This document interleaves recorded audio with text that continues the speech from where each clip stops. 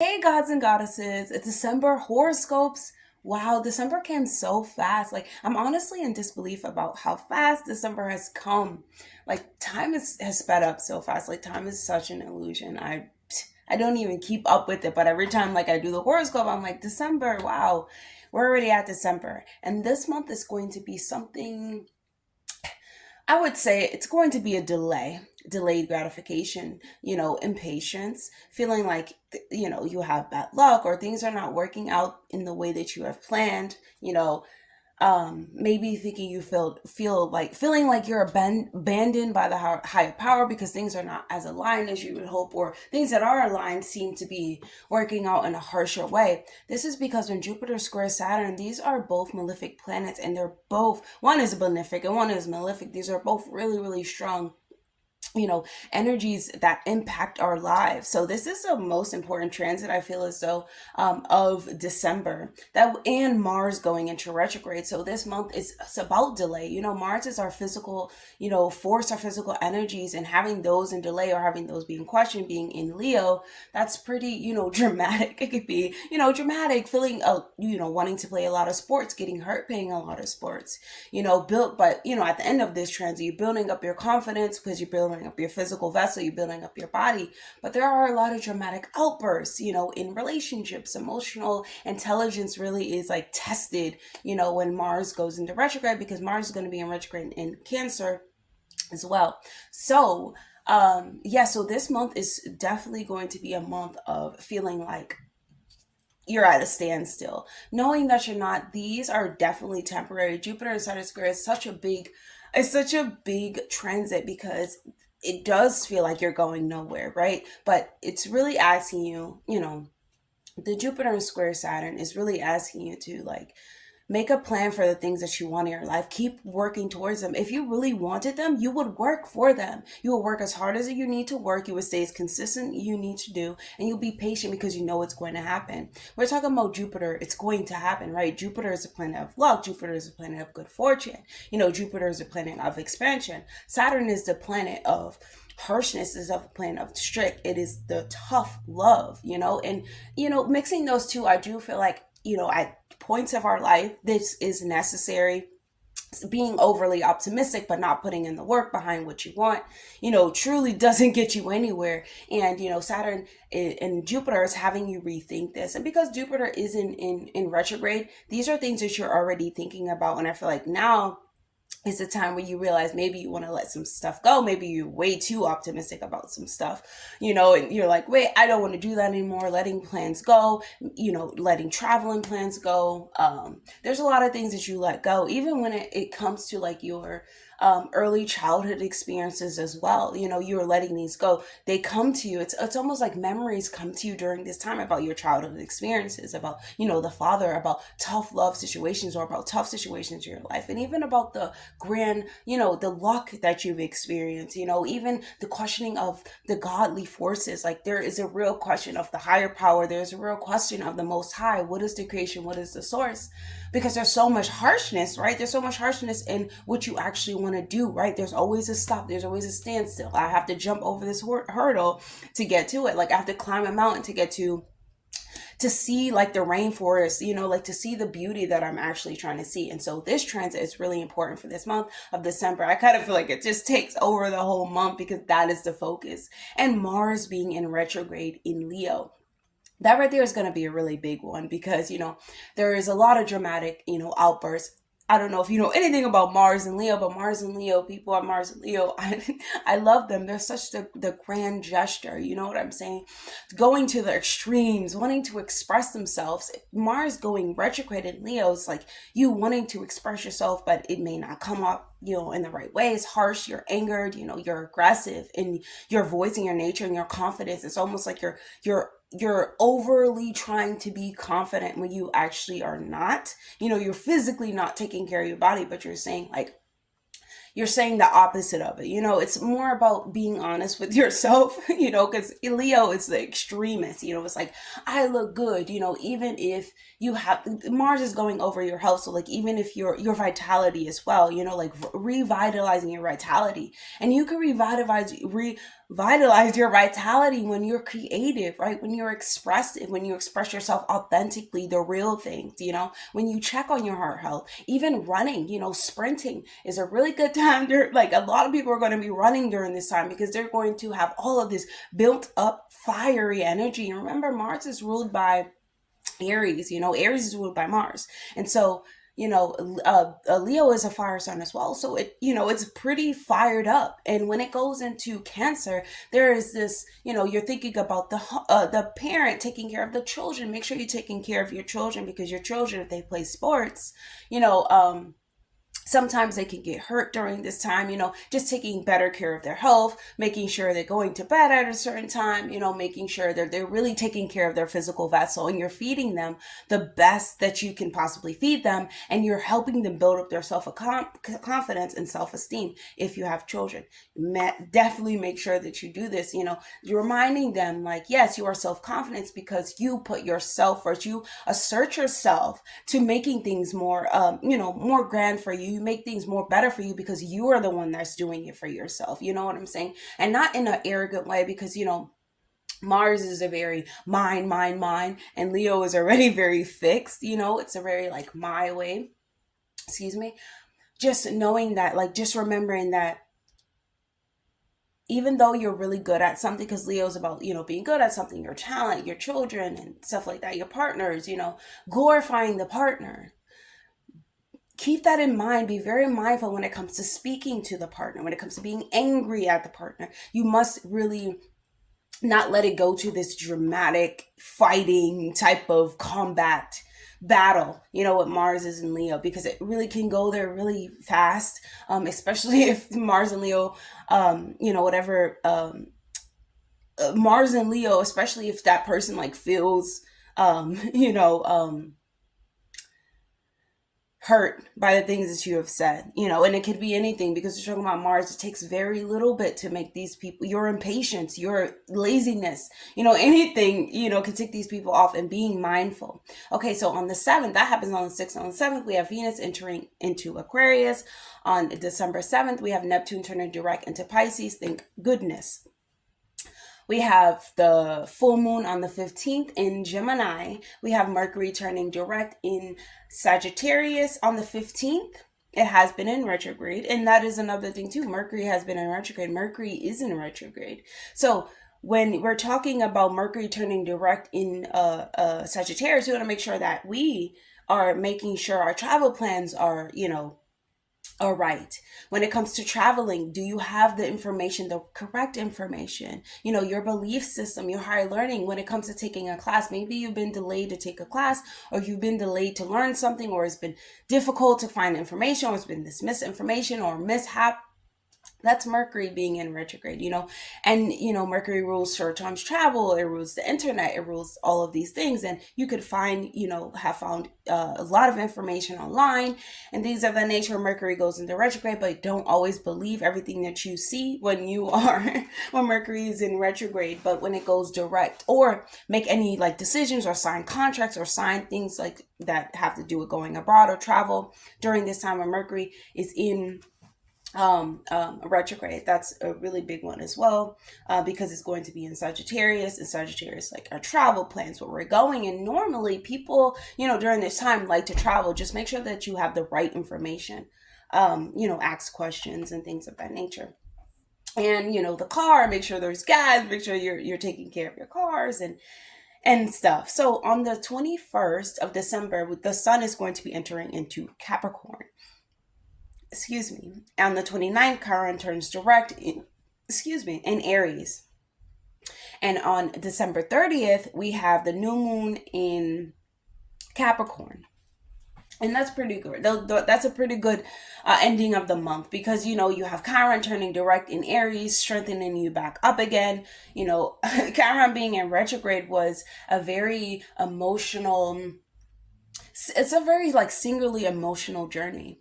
It's almost like you have, Chiron being in Aries, where it's like you're afraid to assert yourself to things. You're afraid to be in a group. You know what I'm saying? You're afraid to not be seen as a leader. You're afraid to be seen as selfish. You're afraid to be seen as all of these things. And now when it's coming to direct, you have this understanding of like, I'm the healer. It's almost like you went on this healing journey to heal those things, to realize you are a singular person. And sometimes, our way of looking at things is not always correct, right? Other people's have different perspectives and all of that other stuff, but it is up to us to make decisions for ourselves. And if we have wounds behind this, it makes it harder to make the right decision. And so becoming the healing, figuring out a way to heal that, Chiron being it turning direct in Aries, you're kind of finding out a way to heal that and a way to live with it, because Chiron is a wound that is something that can truly never be fully healed.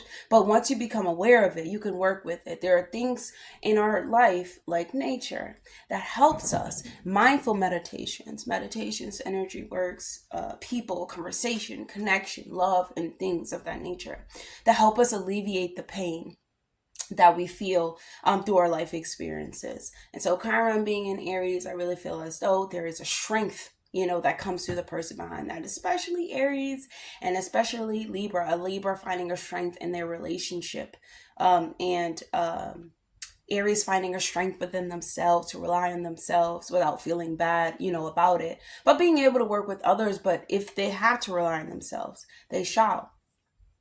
So yes, let's get started. That's what we have going for December. Those are the most important transits that I see happening for the month. And then especially if you are Pisces rising, I guess Sagittarius rising, Jupiter is in retrograde, and when it squares Saturn, you will be asked to look at yourself, and you will be asked to look at the way that you think about the world and your projects. Like, is it something that you really want to do? And even Capricorn risings is what you're doing, what you really want to do in your life, in your career, and the way that you see the world. Is it you fixed? Saturn going in retrograde, you could have kind of felt like not that pressured. Well, it being in retrograde, actually, you do feel a lot of pressure. It coming back up, it kind of alleviates the pressure for Capricorn rising. People have Saturn in the first house. You can feel pressure to make decisions, to do something. However, remember, that you have to go over these plans. You have to go over these plans. So let's get started and let's go through each sign.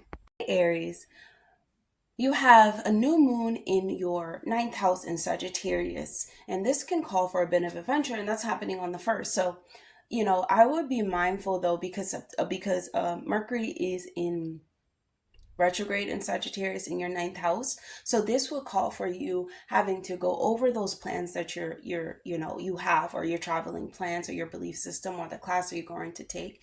It may not happen right as fast as you want to. It may be some miscommunication. So definitely be mindful about those. Okay. So there can be, like I said, some travel challenges because, if it's after December 15th when Mercury goes direct, definitely still check before. But if it's after, you should have a bit of a more, fun time, going to spend with family and stuff like that. So, but Mars, your ruling planet, Aries, is going to be in retrograde in Leo, happening in your 5th house. And this is extremely important for you because it's your ruling planet. Mars is your demands, it's you taking action. So basically you're going to feel a bit more slowed down when it comes to taking action, when it comes to having to get a result for something. There can be a bit of a fuss that comes with it, and there can be a bit of a maybe feeling like it's not happening fast enough, or it's not happening as fast as it usually happens. Definitely try to run, Aries, try to exercise a bit more, definitely try to spend more time slowing down your speech, not trying to be so aggressive, not trying to be so assertive, or just intense in your energies. When something does upset you, instead of putting your anger outwards, try to putting into more physical education, but not so much that you hurt yourself, because this is the 5th house, and this is house of dramatics, and you don't want to overdo it just because you feel a bit hasty during this time, right? And so Let's see, what else do we have? On the 7th, we have Venus entering into Aquarius. So that's pretty nice for you. This would mean that you want to spend time with family, right? You want to spend time with your community. You want to have some social gatherings, and maybe that might happen, during the 7th, or maybe you might have like a a like office party or some type of party that you have with neighbors, and you really enjoy yourself during this time, or you shouldn't spend your time being around people during this time. Okay, and then on the 12th, we have the full moon in Gemini.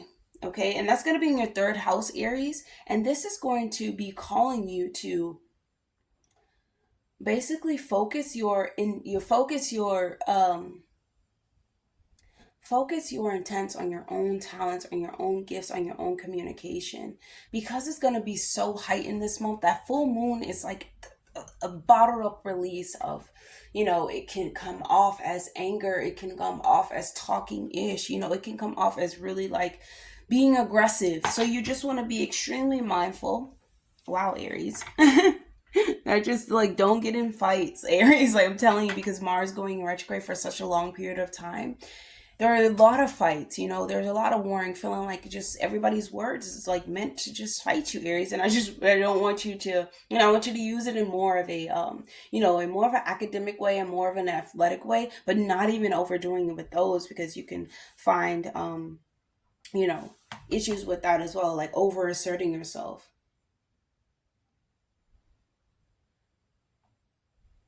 So on the 15th, when Mercury goes direct into the fifth into Sagittarius, I really feel like there's a lot of truths that could come to light about life, about your belief system, about what you need to, incorporate, what you need to take out. Like things just become a little bit more clear. Like you get information from the higher power, you're getting information from a divine one that you cannot, one you can't turn away. Like you have to receive this message. Um, and I do feel as though, there can be you wanting to like ponder on revelations when it comes to like, I just don't like, Aries, you may be fixated on like what people say, about your career and things of that nature, and about you wanting to claim the rewards regarding your career, and there being like delayed gratification regarding your career. Everything just feels like it's in delay, and I just feel as though there's you're gonna have so many opportunities that you might be fixated on the ones that you didn't get, that you don't see the ones that's right in front of you. And that has to do with Mars being in retrograde, us physically not, because the Mars is your first house, right? And Mars is how you see the world, is your brain structure, it is your mind, it's your mental, it's your body, it's everything. And sometimes you may be blind to this during this month, Aries. But remember, like next month, like this is your when North Node goes into Pisces, is going to be in your 12th house. But as North Node is in Aries, it's teaching you about your confidence, it's teaching you about your assertion to things. I just think this month, this requires you to be a little bit more patient, and you may have to work out a little bit more. You may have to be doing, your boxing. You may have to really stick with it, because a lot of things are going to, I feel like, maybe, you know, get you upset because you've worked hard all years. Aries risings, most Aries risings have, because the North Node is in Aries, a lot of Aries risings have been working really hard to shine and like be a star in their reality, and they had to work through a lot of battles. It's a battle, that's what it is, that they had to go through in order to like come out on the other side. And this month it just requires patience, patience, patience, patience. Okay, Aries, everything that you want is going to come to you. Let's choose a message from your spirit guides.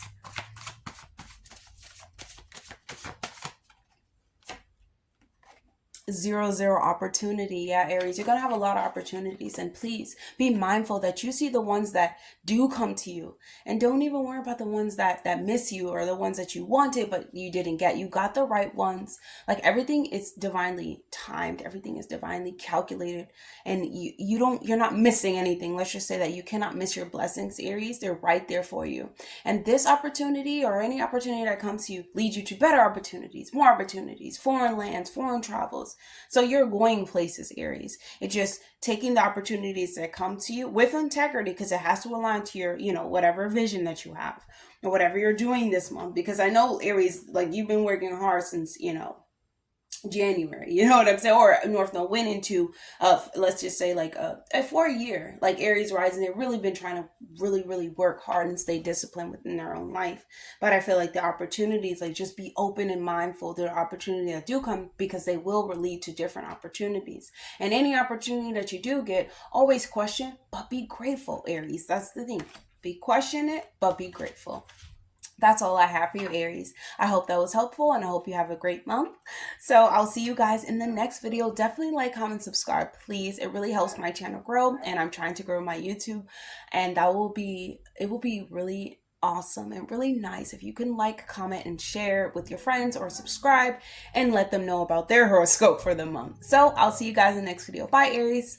Hey, Taurus. So, Taurus, on the first of the month, you have a Sagittarius in your 8th house, a new moon in Sagittarius in your 8th house.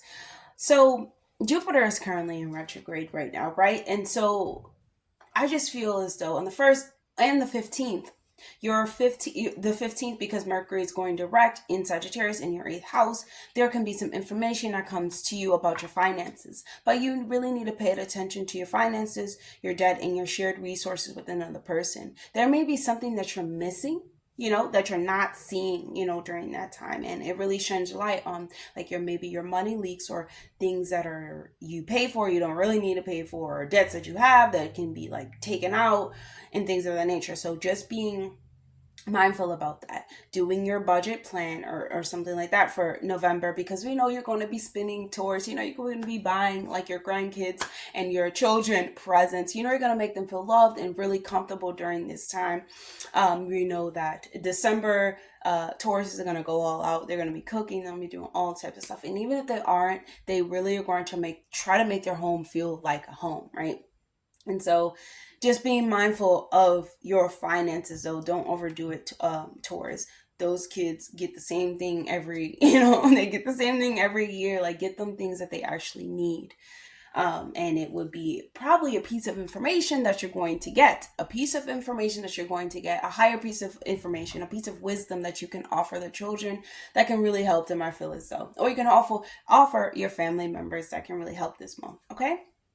And then on the 15th, the full moon is going to be happening on the 15th in Gemini in your 2nd house. So it still brings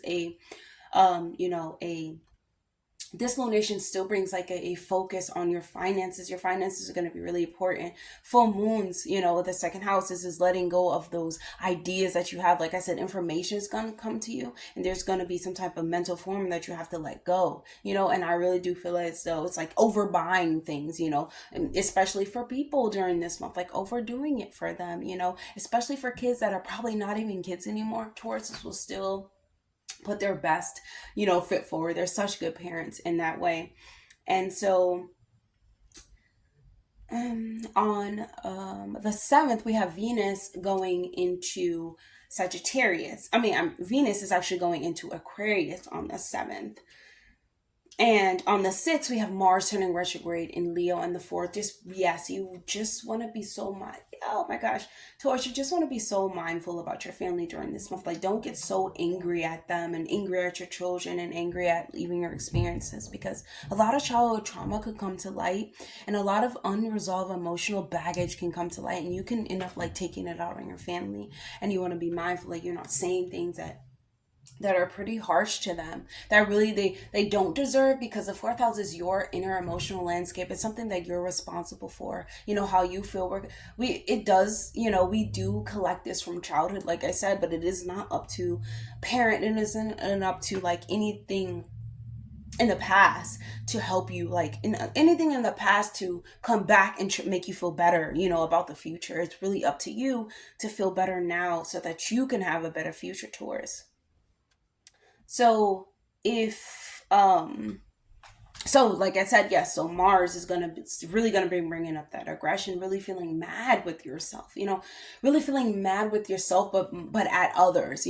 Mars is ruling over your 12th house. So just be mindful, secret enemies. You don't want to start fights with people. You don't want to start fights with people, but you do want to lay down the law, and you have to find balance in doing those two things. Whether it's being creative, whether it's like, this is not even that serious and now I should go let it out in a different way, self journaling, self-care in some type of way. Some things are really not that serious, and Jupiter and Saturn, that square, it's gonna bring up like and this is happening on the 24th, so it's gonna bring up memories, from the childhood, memories from things that have upset you and angered you and just left you in places, that were like physically, like you had to physically be in survival mode. And it's not the best to remember those things. It's not the best for those things to just linger around, and you start really thinking about like, oh wow, this is what I've endured. Mars in the 6th indicates boundaries. Yes, because boundaries are needed. Taurus, what happened to us in the past, especially within our childhood, especially within past, let's just say past, or the things that we are incapable of moving on from, they, when we become like honest about those things, like we're like, yeah, I really love that person and I could not move on from that person. Or, you just feel like, wow, I really don't get up and go to the gym. I'm really neglecting my body. I should take better care of my body. It's about being honest. I get not upset that you didn't take care of your body. Yeah, there is a level of disappointment. However, there's also a level of like gratitude, because when it comes to your awareness, that makes everything much better for you, Taurus. And the thing is, with Taurus risings, you can know things and stay in things way longer than you need to. And that is Scorpio being on the other side of that. So yeah, just creating, boundaries behind your true authentic feelings. You know what I'm saying? You have to be honest sometimes, even if it's something that you think someone will get upset about. You have to maintain your peace. So your ruling planet Venus is going to be in Aquarius, and it's going to be that's going to be happening on the 7th house. So it's going to be in Aquarius in your 10th house. So this is going to be bringing a focus to your career, your life path. What are you going to do in your life? Like, what decisions are you making right now? And Venus is giving you that extra push, is giving you that, like, different avenues, attracting these different opportunities for you to look at, to go over, to see if it's going to help the world, if it's going to help humanity. Those are the ones that you need to pick up, Taurus. And so Mercury going direct on the 15th is this, when it goes direct, is going to make you a little bit more happy, like more prepared to spend time with family, more appreciative towards your family. It's going to be a really good night for romance on the 19th, because on the 19th we have Venus in a Venus in a pretty great alignment with Jupiter. Sometimes I'm like, I forget that I'm recording. I don't know how, but it just happens. And I just started laughing because I'm like, wait, you're still on the camera. So, yeah, on the 19th, because your ruling planet is going to align nicely with Jupiter. So it's going to be really good vibes when it comes to your romantic relationships, or any type of relationships. You can understand them a little bit more and get on and track them, not attract them a little bit more, but you find a little bit more like enjoyance in conversations with them, and meeting with them, and talking to them, and going places with them. Let's choose a message from your higher self, Taurus. One already popped out. Okay. Oh, and then we have, actually, as you go over all of them, the sun is going to be entering into Capricorn in your 9th house. The 29th, Chiron is going to be going direct in Aries in your 12th. The new moon in Capricorn on the 30th. The new moon in Capricorn on the 30th in your 9th house. So you have gotten the dolphin. Okay, so the dolphin next the dolphin comes up in your reading because it's asking you to develop some inner strength and inner growth. You know, Taurus is extremely mentally strong within the mind. They can develop a lot of discipline. It's either no or yes with them. You know, it's kind of no in between, no real balance. It's yes or no with these people, and they develop the inner strength. And during this month, you're gonna have to have that inner strength as Taurus.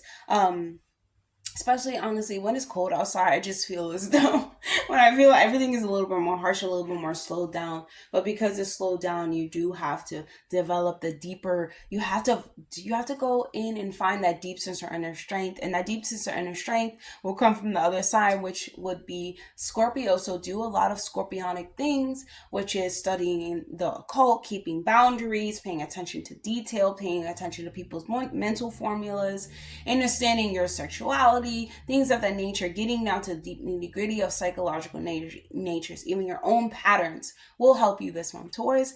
That's all I'll have for you. I hope that was helpful. Definitely like, comment, subscribe, please, and I'll see you guys in the next video. And if you would love to share my video with another person, that would be great. I am looking to grow my channel, so if you can please like and subscribe and share, that would really help me a lot, and I'll be so grateful forever. So I'll see you guys in the next video. Bye, Taurus. Gemini. So Gemini, on the 1st, you have the new moon in your but we have the new moon in Sagittarius.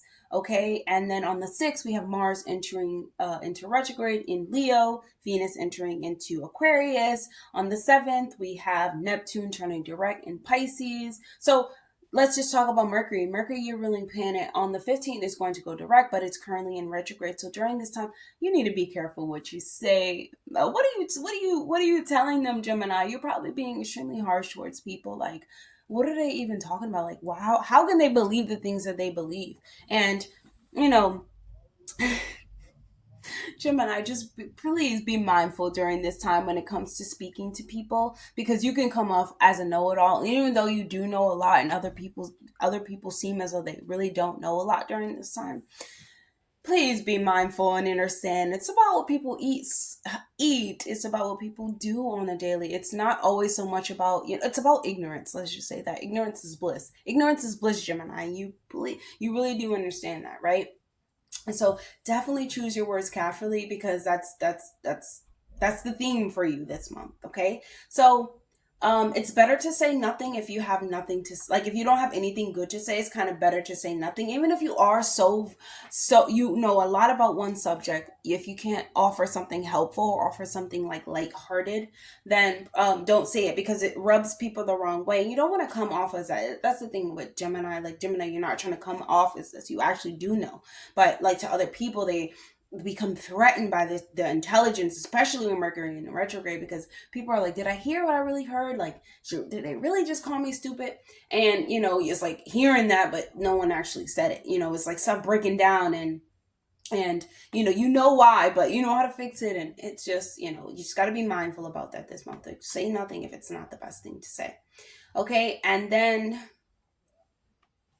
so the new moon actually can bring someone interesting, maybe from a foreign lands. It's going to be in Sagittarius, and that could be happening on the 1st. You could be meeting someone who really has a lot of information, and you really look to them, and you're learning from them, and you really like that. So it could be a really good time to take it slow, because Mars is going to station in retrograde on the 6th, and this is going to be it's going to be in Leo. Mars is going to be in Leo. So I really want you to be careful when it comes to your physical vessel, when it comes to being too dramatic, when it comes to your self-esteem. Really build authentic self-worth and authentic self-esteem, Gemini, because Mars in Leo, this is, like, the way that you speak could be really aggressive, Gemini. You don't want to come off as that aggressive, especially when it comes to other people. because when it comes to other people, because you have a lot to teach them, and if you come up like you just other people's mental formulas get shut down by things that are offered to them if it's not in the way that they want to hear it. And during this month, you're trying to offer information. You could have a lot of really good journeys to this month. They're trying to offer information, but it's just be mindful, okay? And then on the okay, so when Venus is going into Aquarius, this is gonna bring up a lot of travel, right? A lot of travel. This can bring up good travel, But Venus, I feel like though Venus in the ninth, it kind of takes away that good, that really really good, because this is Jupiter house, so, but it provides you with things that you it provides you with things that you like, you know what I'm saying? It's great. It's like you're attracting great things, you're attracting great knowledge, but it's not up to the highest, it's not up to the highest extent. Just keep digging, Gemini, when it comes to you finding out information this month. You will have to go over it. Okay. And then on the 15th, on the 15th, because Mars is going to be, not Mars, Mercury is going to be in your, in Sagittarius. This is bringing you some type of information that you needed, a Gemini. And this information is going to be something that you've been looking for. Like I said, it could be information that comes to you where you're like, oh, this is good, I like this, but you were hoping for something more grand. You're going to find information on that to bring you the more grand. But it is in your understanding. It is in something that you have to study. You know what I'm saying? Because this is a ninth house. So,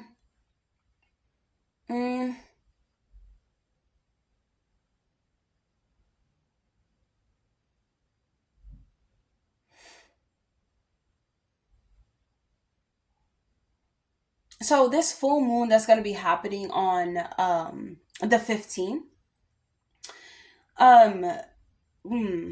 this full moon that's happening on the 15th for you, Gemini, it's going to be in your first house of self, and I feel like it's really going to get you to redirect everything to yourself and start understanding your own obstacles that you're going over, and clearing away those obstacles as well, because there could have been a lot of obstacles, miscommunication, and this full moon in your sign is like getting rid of that, getting rid of the garbage, getting rid of the baggage, and anything, any words that really does not really work for you, and you'll feel a lot of relief from this too, a lot of baggage from this, baggage that releases from this. On the 21st, when the sun is entering into Capricorn, this boosts your windfalls when it comes to your income. Maybe you're won't say allowed, maybe things are opening up because you choose to release these patterns of old words that do not serve you, thinking that you know without actually, not thinking that you do know, but the way that you portray that you know.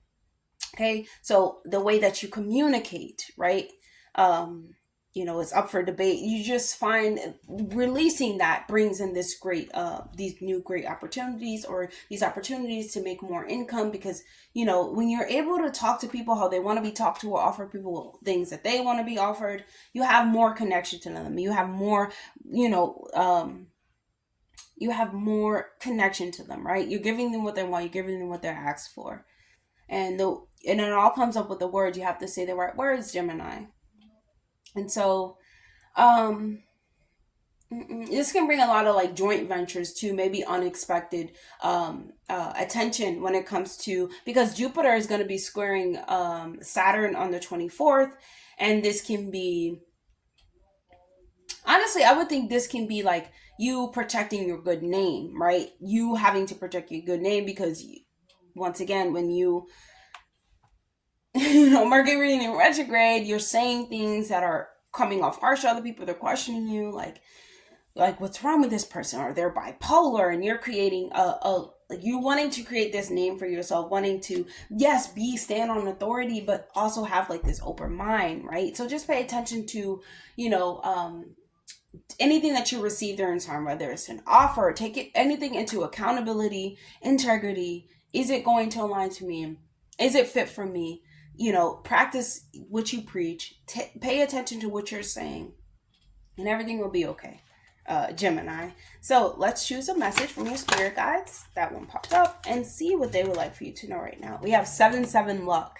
Oh, wow. So things are going great for you, Gemini. And I don't doubt it. I think that things are going in your, and as divine plan, maybe not your plan, but definitely divinely planned. And I know that you're going to experience a lot of opportunities from people, but you want to be mindful because you have this information. People know you have this information. But if the first thing that you say to someone is so harsh, they're like, what? Like that kind of hurt my feelings. And because Mars is in Leo, this is an aggression.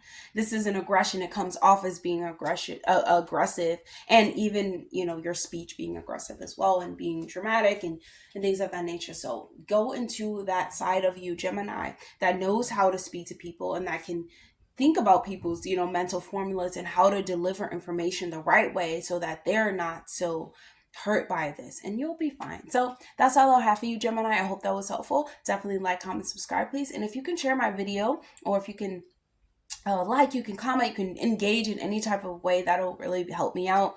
I'm trying to grow my YouTube account, and yes, that is what I want to do. So definitely help me if you can.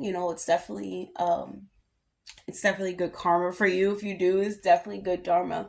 And I will definitely appreciate it for my whole life. Thank you, Gemini, and I'll see you guys in the next video. Bye. Hey, Cancer. Cancer, on the 1st, you have the new moon in Sagittarius. So it's definitely time for you to apply or apply yourself to something new, maybe a new job opportunity, a new approach, to the way that you handle business. The moon is going to be in your... Actually, the new moon is going to be in your 6th house, and it's going to be bringing you fresh ideas. It's going to be bringing you ideas about, new ways to connect to your mental health, to connect to your spiritual health, to connect to your body. Cancer, this month is for the new moon in Sagittarius is going to be happening on the 1st. This is already kind of like tugging you a little bit, to think about your health, to think about, your mental health, and to also think about how your health really affects, the way that you see life and the way that you, can serve people in this life. Your health does play a big part in that, especially your emotional health, Cancer. And it's just kicking start like the month, like, hey, pay attention to your emotional health, which is important for you, Cancer. And,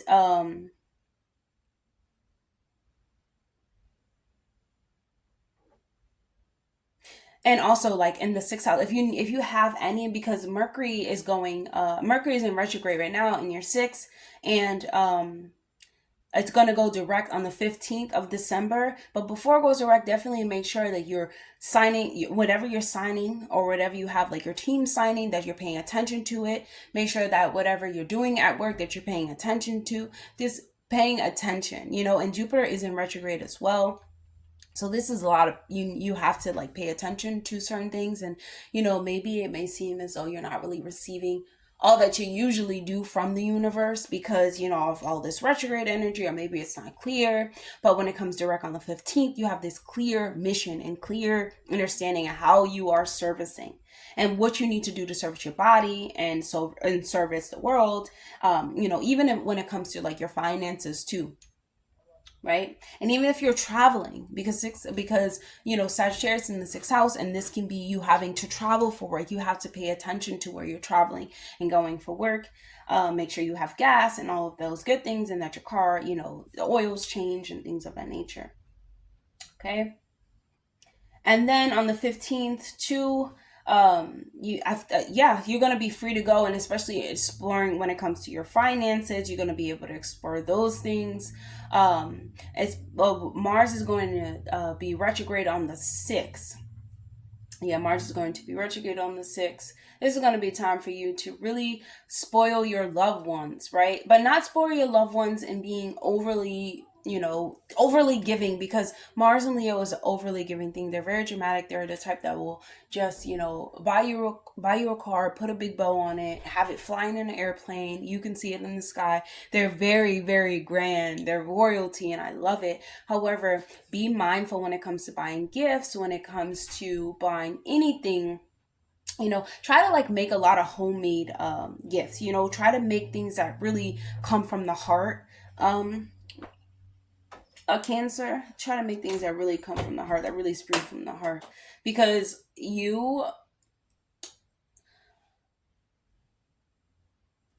your finances will do better when you learn to save them this month. It's like you're being on a budget this month, and you'll be happy at the end of the month that you decided to have this budget, and you decided to, make things at home, or you decided to be more creative in what you're making for your family members. But your focus definitely comes to family this month. Mercury going direct is best. It's definitely best not to push yourself too much. And I do feel like when the Mars is going to be peeking into your sign too next year, and I really do feel as though Mars in Cancer is such a, it's in its fall, right? Mars is in its fall when it's in Cancer. It's not operating the right way. Cancer is emotional base. It's the mother. It's the nurturer. Mars is the take. It's the action. It's the physical. It's I'm going to do something. It's a mission. And having those combined, within your first house, there is this physical pull to do something, but there is emotional drain as well. And you have to balance those out, Cancer, this month. And I do feel like it does get better during the month, as the month goes on. It does get better. You learn how to balance. Maybe your closer relationships do feel more challenging, but it is because of the turmoil that is erupting inside of you, that you must address, especially with the moon being in, like the moon starting off the month, and then the moon like in the beginning of the month. Cancer, you must follow the moon cycles always. Definitely taking time for yourself, because when the sun goes into Capricorn, take some time for yourself. But when the sun goes into Capricorn, your relationships seem a little bit more challenging, because Capricorn is on the other side in the seventh house. But just be mindful. Like I said, you're having a lot of emotional waste, being getting out, like literally marching outside of your body. You're going to be happier for this, and it brings you closer to your family. It brings, it brings you guys a little bit more tighter, a little bit more closer. There could be some challenges doing, with this. And, Mars being in your sign, there is this aggression as well. So you do have to just pay attention to yourself. Take a me day, take a running day, take a self-care day, take a moon day, Cancer, during this month. It's gonna, because you're gonna feel a lot of anger and a lot of aggression, but it's gonna come to you, and it's gonna settle in you an emotional turmoil, which is what happens when you have emotional you know agony. It goes to your hips, it goes to your mind, it causes headaches, it causes a lot of things. So Cancer, you must make sure that you release this month. This is so important for you, because second house is Leo. Mars is going to be in Leo. You can make a lot of income, right? But not if you're emotionally unstable, you're emotionally unbalanced. You don't know how to feel about certain things. You can't make decisions. You're not using your intuition, Cancer. In life, you have to use your intuition. That's how you get further. That's how you kind of know more. Using your rational mind can help in some cases, but most it doesn't. Mostly it doesn't. Mostly it depends on how the Cancer is using and connecting to their intuition. Okay, so setting new boundaries as well, because that if things hurt you, Cancer, that someone is doing to you in a relationship or anything, that you're hurt by, you have to say, you have to set up boundaries behind it. You have to be honest about it, because people don't know that they're hurting you if you never tell them, right? Or if you never set boundaries behind it, like, oh, that's, it's not going to hurt me. I mean, that's not, that triggers me. But also it's you understanding what you need is most important, and understanding like what makes you feel at peace. And the end of this month, the new moon in Capricorn in your seventh house, this kind of does bring you peace, because there's this new start, and there's new like foundation that we need to start off. There's this new discipline where people need to take accountability for their own self, their own, part in this relationship, Cancer, right? So you're going to get what you need. You're going to find exactly what you need, and you're going to, let your loved ones know what you need. So let's choose a message for you, Cancer, from your spirit guides, and see what they would like for you to know right now. We have the crown chakra, consciousness, spirituality, and cosmic downloads. Wow, we have the quartz, amethyst, and Venus as a crystal, the crown chakra. This immediately just comes to me as like, you have to listen to your intuition, Cancer. Like, your intuition is your guide. Your womb is your guide. Your womb is your brain, like rational and practical, and even like mental or anything like that. Those things, they do aid in your experience. But if you really want the type of experiences that you want to have, Cancer, you must follow the moon cycles, and you must develop on your spiritual sense. You must treat your mother well as well. If you're a Cancer rising, you must treat your mother well. And also, if you're a Cancer moon, you must treat your mother well. Even if they do not treat you well, you treat them with the utmost kindness, the nurturing, respect, because it all reflects on how you can connect to your mother of intuition. And saying that, it's something, but you will start to, like, the next year, you will start to understand, like, your intuition becomes so loud to the point where you're like, this voice has always been here, and this is a voice that I must listen to. And you're gonna be so peaceful, Cancer. So that's all I have for you, Cancer. I hope that was helpful. Definitely like, comment, subscribe, please. And if you can share this video, like it, comment, share it with a friend, share it with a loved one. That would really help my YouTube channel grow. I really would love to grow my YouTube channel. I will be forever grateful. Thank you, Cancer, and I'll see you guys in the next video. Bye. Leo. So Leo, on the 1st, you have the new moon in Sagittarius. So romance is on the rise for you this month, especially Cancer. Cancer. Mars is going to be in your 1st house, and it's going to go in retrograde, and it's going to be there for a pretty couple of months.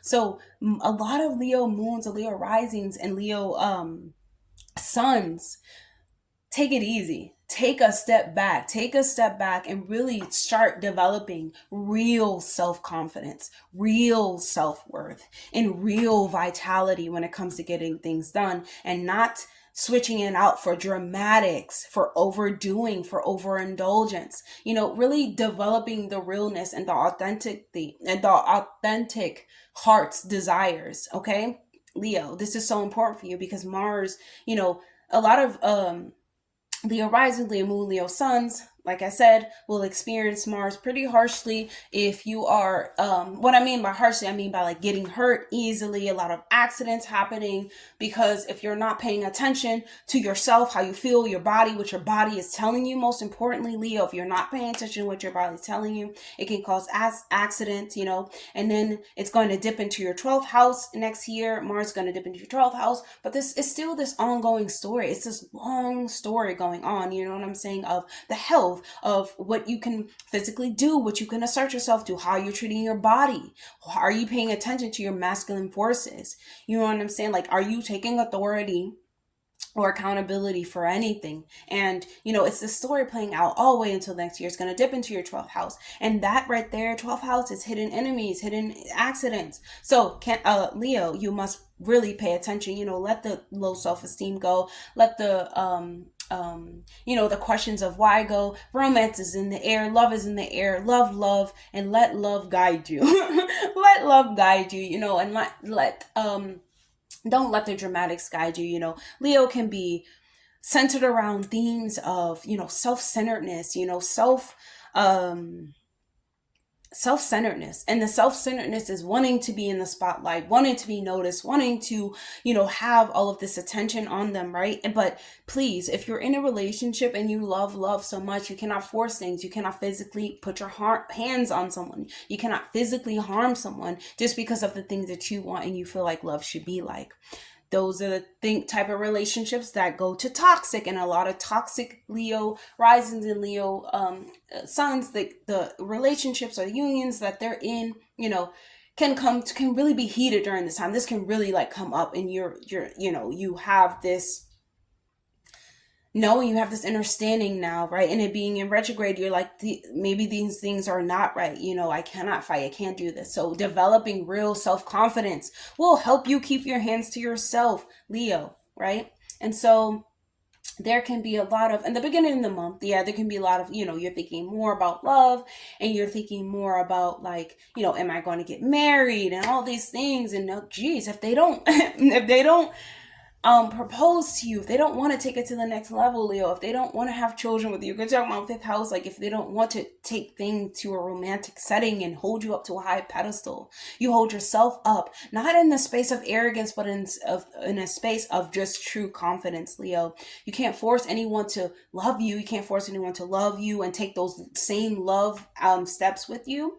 You can only guide them in this way and teach them how you would like to be loved, Leo. But this does not come from force. This comes from confidence, and it comes from you lifting up your partner as well. So, and then if you are not in a relationship, this is your children.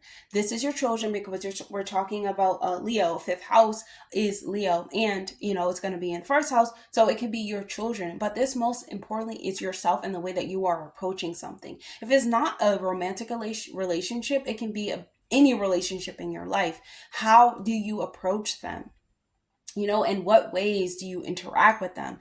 Exes can come back into your life a lot, Leo, during this time. They want to come back. They want a piece of you. They want a piece of you because you shine now, right? You left it, and now Mars is like, don't fight with them. Let things go, and let things flow. Mercury retrograde on the 15th, this can cause for an ending. Or this actually, not this can cause for an ending.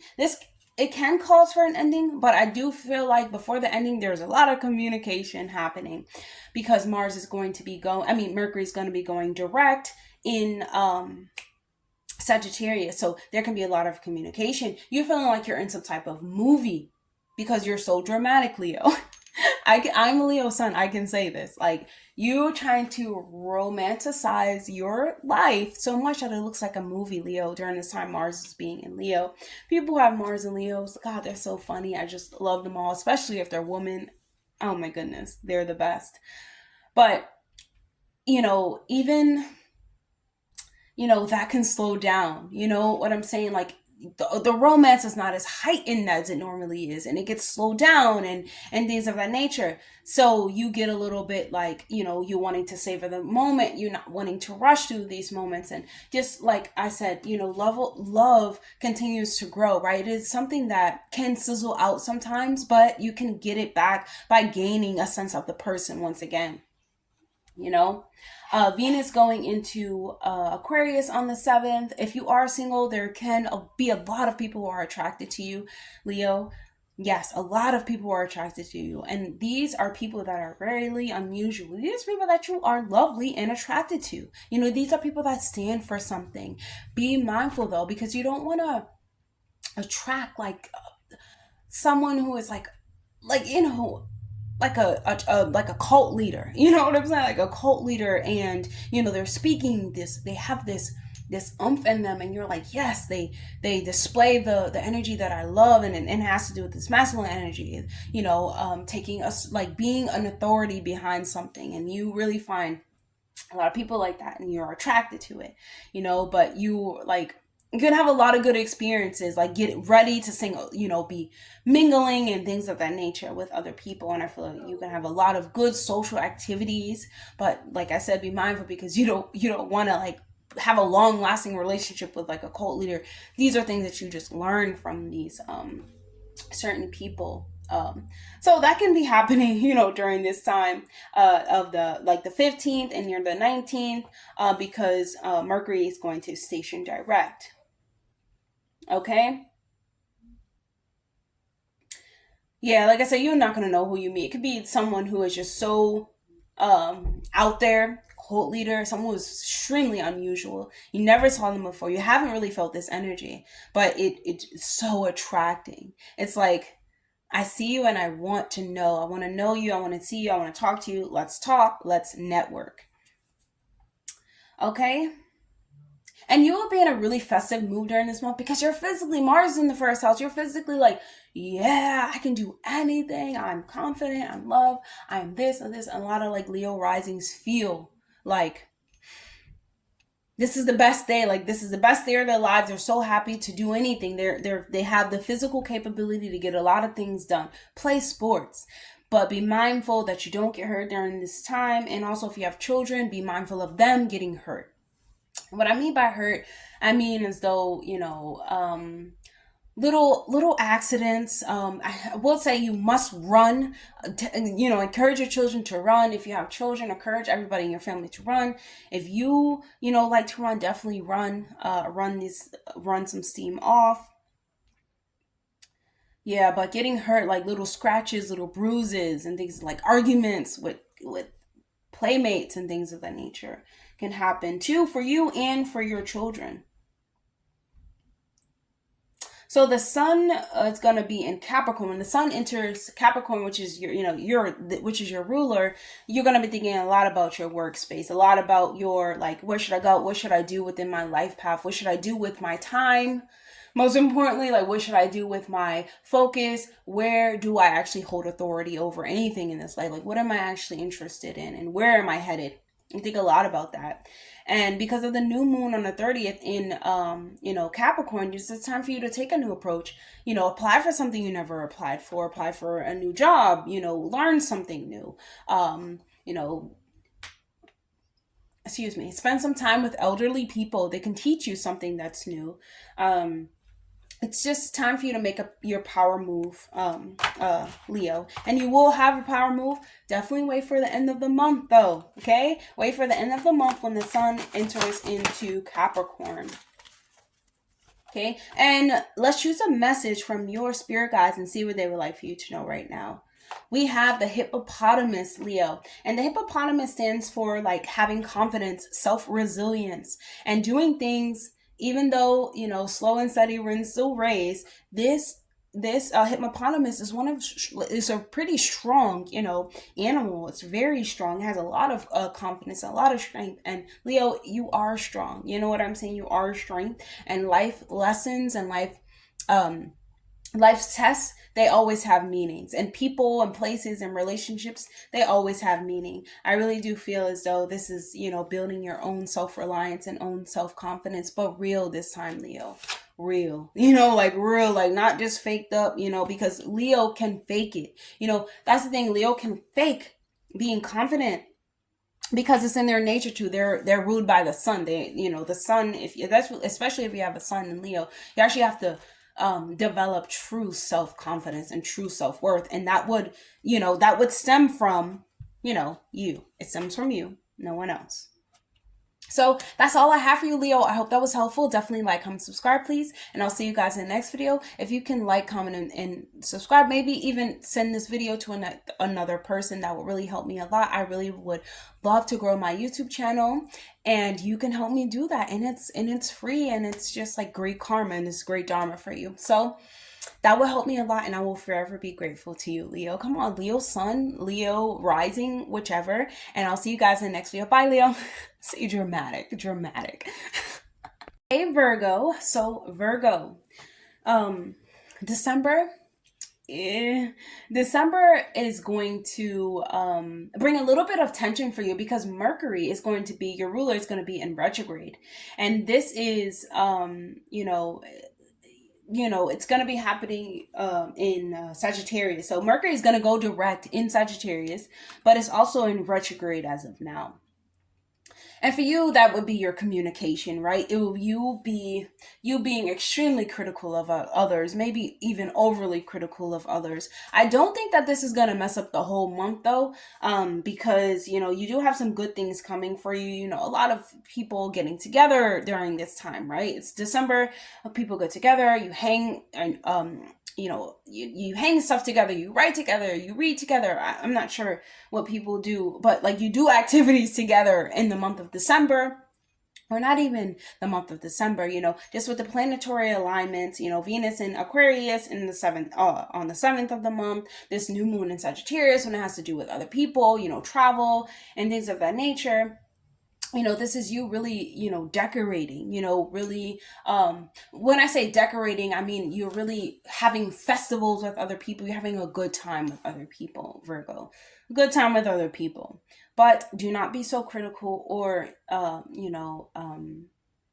judgmental of them. Let them decorate how they want to decorate. It doesn't have to be perfect. And when Mars retrograde on the 6th, this is going to be a good time for you to think about harmony when it comes to your coworkers. Think about harmony when it comes to your mental health, your service to the world. Like, what are you actually doing for the world, Virgo? And does it need to be like revitalized? Like, are you overdoing it as well? Like, are you giving your heart and soul to it? Of course, yes, you give your heart and soul to it, but not your body. You always have to revitalize your body and take care of yourself. Venus entering into Aquarius on the 7th.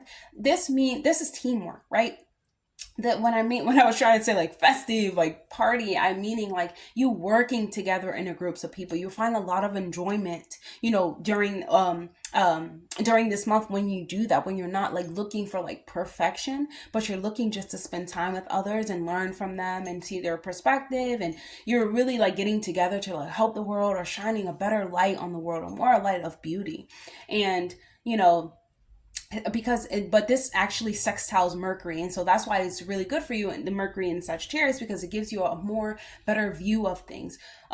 Jupiter is in retrograde, Virgo, so always remember that you're going over things are delayed. You must be patient, when it comes to gratification. But Virgo, of course you want gratification, but really Virgo really just wants to service the world. They really want to give their all to make the world a better place. And so the full moon is going to be in Gemini, and it's going to happen on the 15th. And this is on this day you can find I feel as though you can find a pretty good release when it comes to finishing project, when it comes to like your talents, when it comes to anything that you started to do, when it comes to like your class. I really feel as though like the full moon is giving you a release, where it's like you're clearing out what needs to be cleared out, Virgo, and you're making room for things to actually matter. Excuse me, not so much in a structured order, but more like most important to least important. Most important will be you, right? It will be your health. If you cannot physically do something, you can't really tell someone else how to physically do something. Practicing, what you preach, Virgo. You cannot neglect your own health or neglect your own self to help someone else, even though you are really good at that. Try to finish what's important to you by the 15th, when Mercury goes direct in Sagittarius. The sun is going to enter into Capricorn on the 21st. And I think this puts you in a pretty good mood, honestly. This puts you in a pretty good mood.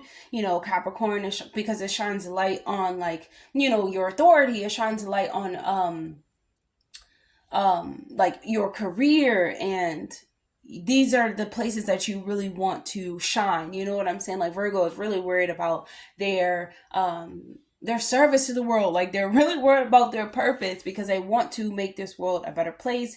And don't be pulled in drama too when it comes to workplace, because even the workplace could be like coming up with drama too.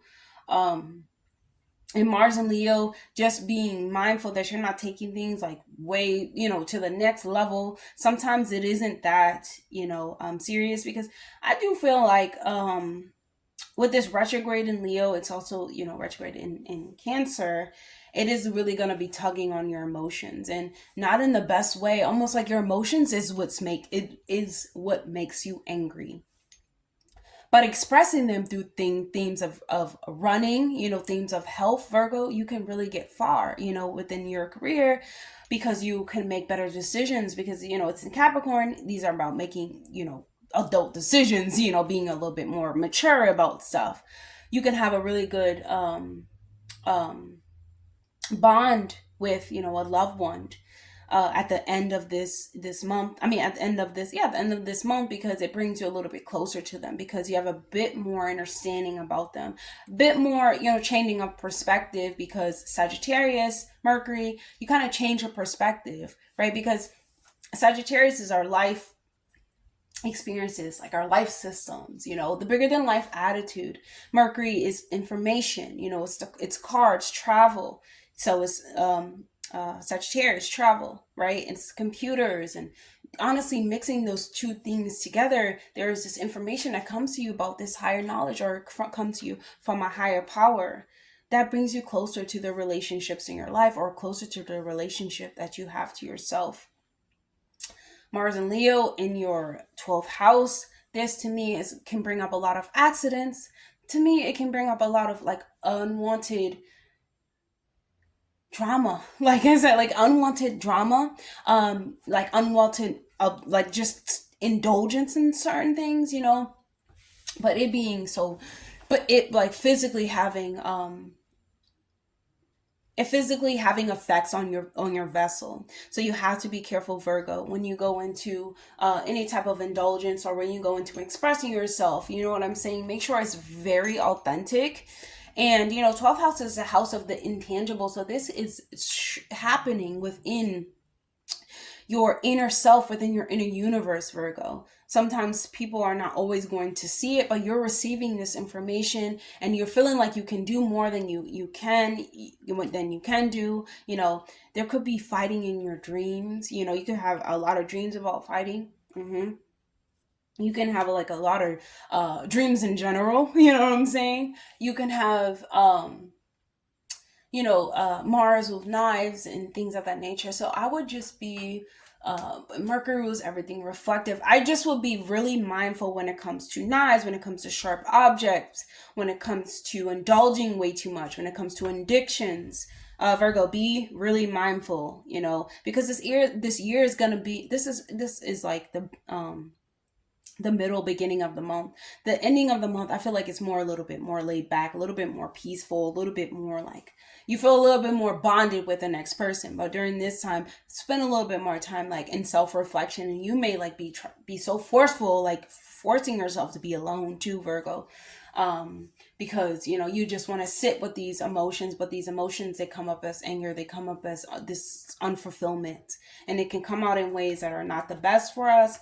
But at the end of the month, I feel like you do receive that understanding, and you do make a better choice for yourself to have closer bonds within the people that are around you. So, Virgo, let's choose a message from your spirit guides and see what they would like for you to know right now. Mars. Oh my goodness, Virgo. Let's read what this says, because this is a clear message right here. This is our sexual nature. It is how we express our anger, our temper. It is how Mars is ruling our physical body. Mars is ruling our drives, our passions, our enthusiasm. Like I said, before, like Mars, I really do. It plays a big part. Be careful with certain objects, certain people. Spend some time by yourself, spend some time alone, discovering your passions. Be creative. Use your passion to be creative. Use your anger and create something. Everything has to be expressed outwardly. Things are more heartfelt this month than usual, right?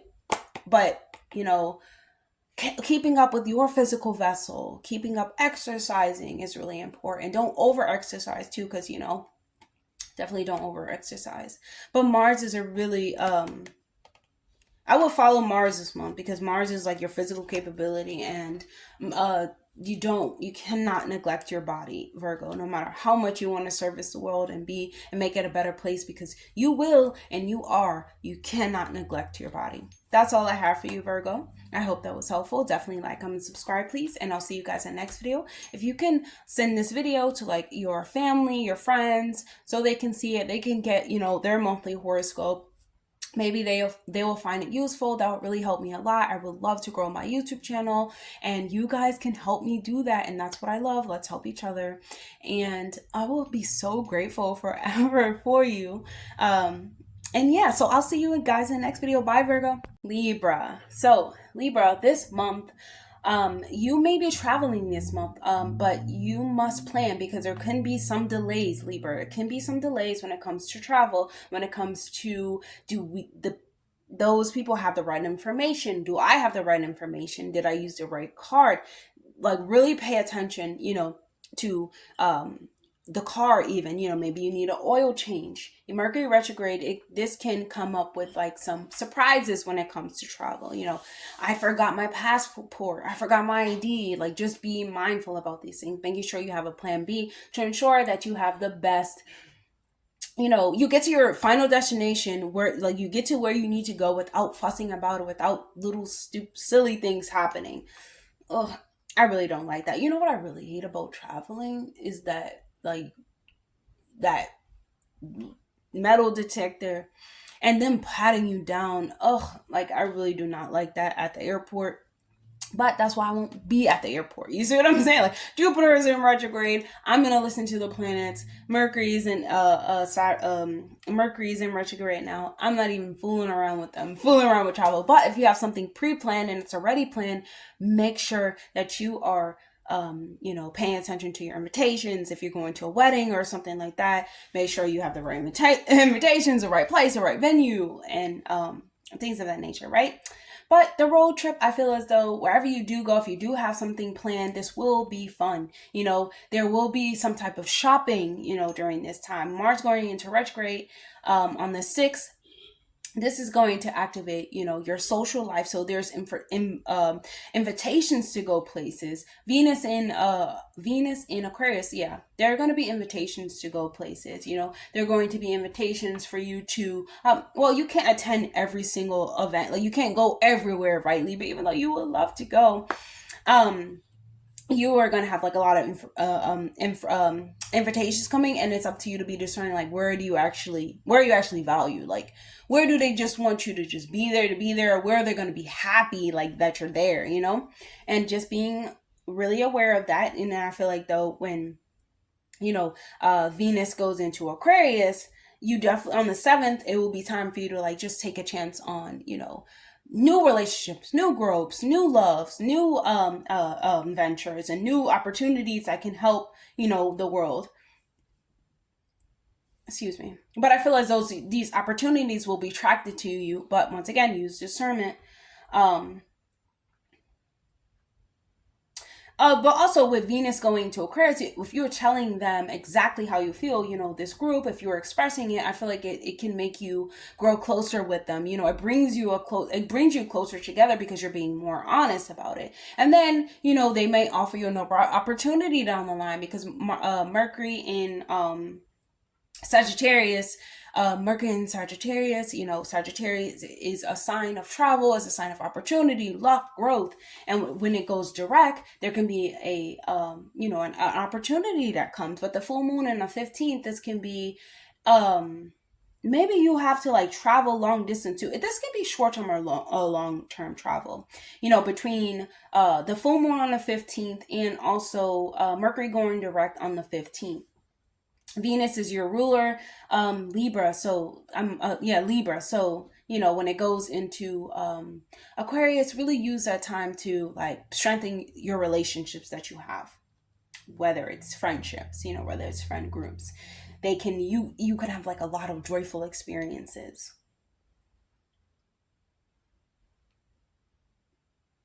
And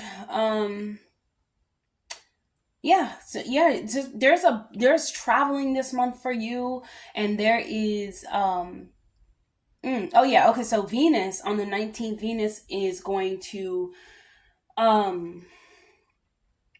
have a really good, it's gonna have a positive angle to Jupiter. Jupiter is in retrograde right now, but this is really adding pleasure to your journeys. Like I said, if you really take that extra step to figure out if you really have that passport, you'll have a really good travel, because people offer you things there. You find a little bit more smooth, when you get there after the 15th. And you have better gatherings with family, because you can focus on your traditions, you can focus on better communication, you can focus on having fun, right?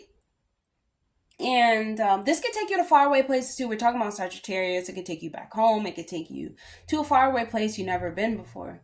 The new moon is going to be the new moon on the 30th in Capricorn. Yeah, there can be gatherings at home, with this ingress. Yeah, there could be gatherings at home. There can be you just feeling good around people. I would just say spend a lot of time around people. But Libra, people that want you there, people that want to grow closer to you. Venus is going to go into retrograde next year, but it's not retrograde now. Mars being in retrograde in Leo, in my opinion, this is spending a lot of times with groups of people, groups of like-minded people, and feeling, or family, Libra, but things that are chosen and things that where they want you and they value you there. Libra, you must be valued and they must smile when you come into this room. That's how you know that that's the best decision for you to make, or those are the people that you need to hang around. Always use discernment. Okay? So, wow. Third eye chakra, yes.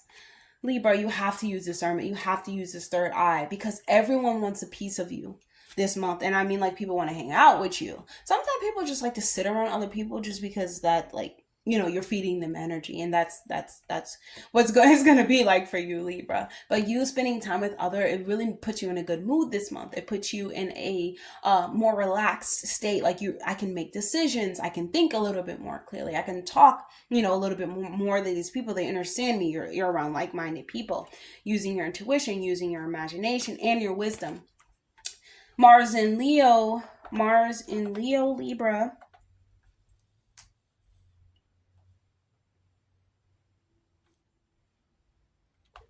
Mars and Leo in your 11th, Libra, this can be arguments with people.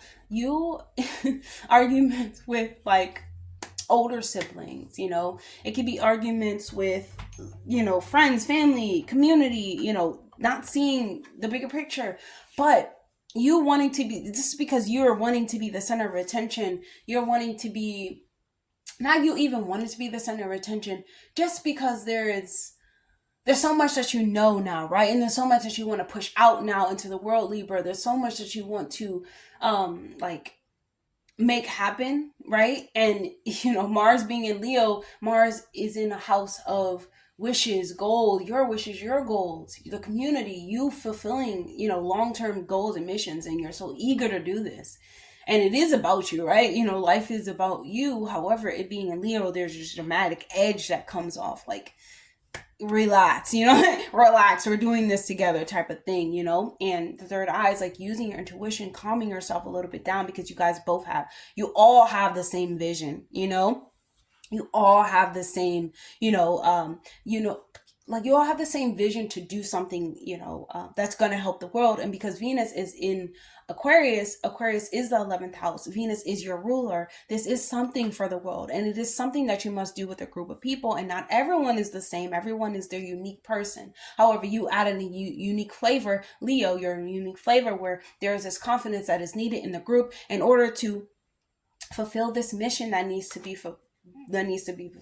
But in this month, I do feel like it's a bit of joy. It's feeling joy. I feel like Libra, with the solar eclipse that happened, a lot of Libras like had people leave their lives, and they feel like, they have to put the pieces back together, right? And spending time around family and people that get them and they can talk to and connect to helps Libra so much, this month. And it helps them really skyrocket forward, when it comes to having whatever had left their life, during the eclipse season. Now they're able to, like, get out a little bit more and socialize a little bit more with a different idea about life, or about how to approach life. And it's usually a more grander way and a grander plan, because their third eye is activated, especially when solar eclipse happen. It is your soul's pushing you on a mission. A lot of Libras are activated. Libra moon, Libra sun, Libra risings. Most importantly, if the solar eclipse was over your sun in Libra, you were definitely activated about a relationship. So yeah, Libra, that's all I have for you. I hope that was helpful. Definitely like, comment, subscribe, please. And I'll see you guys in the next video. If you can like, comment, and send to a friend if you like.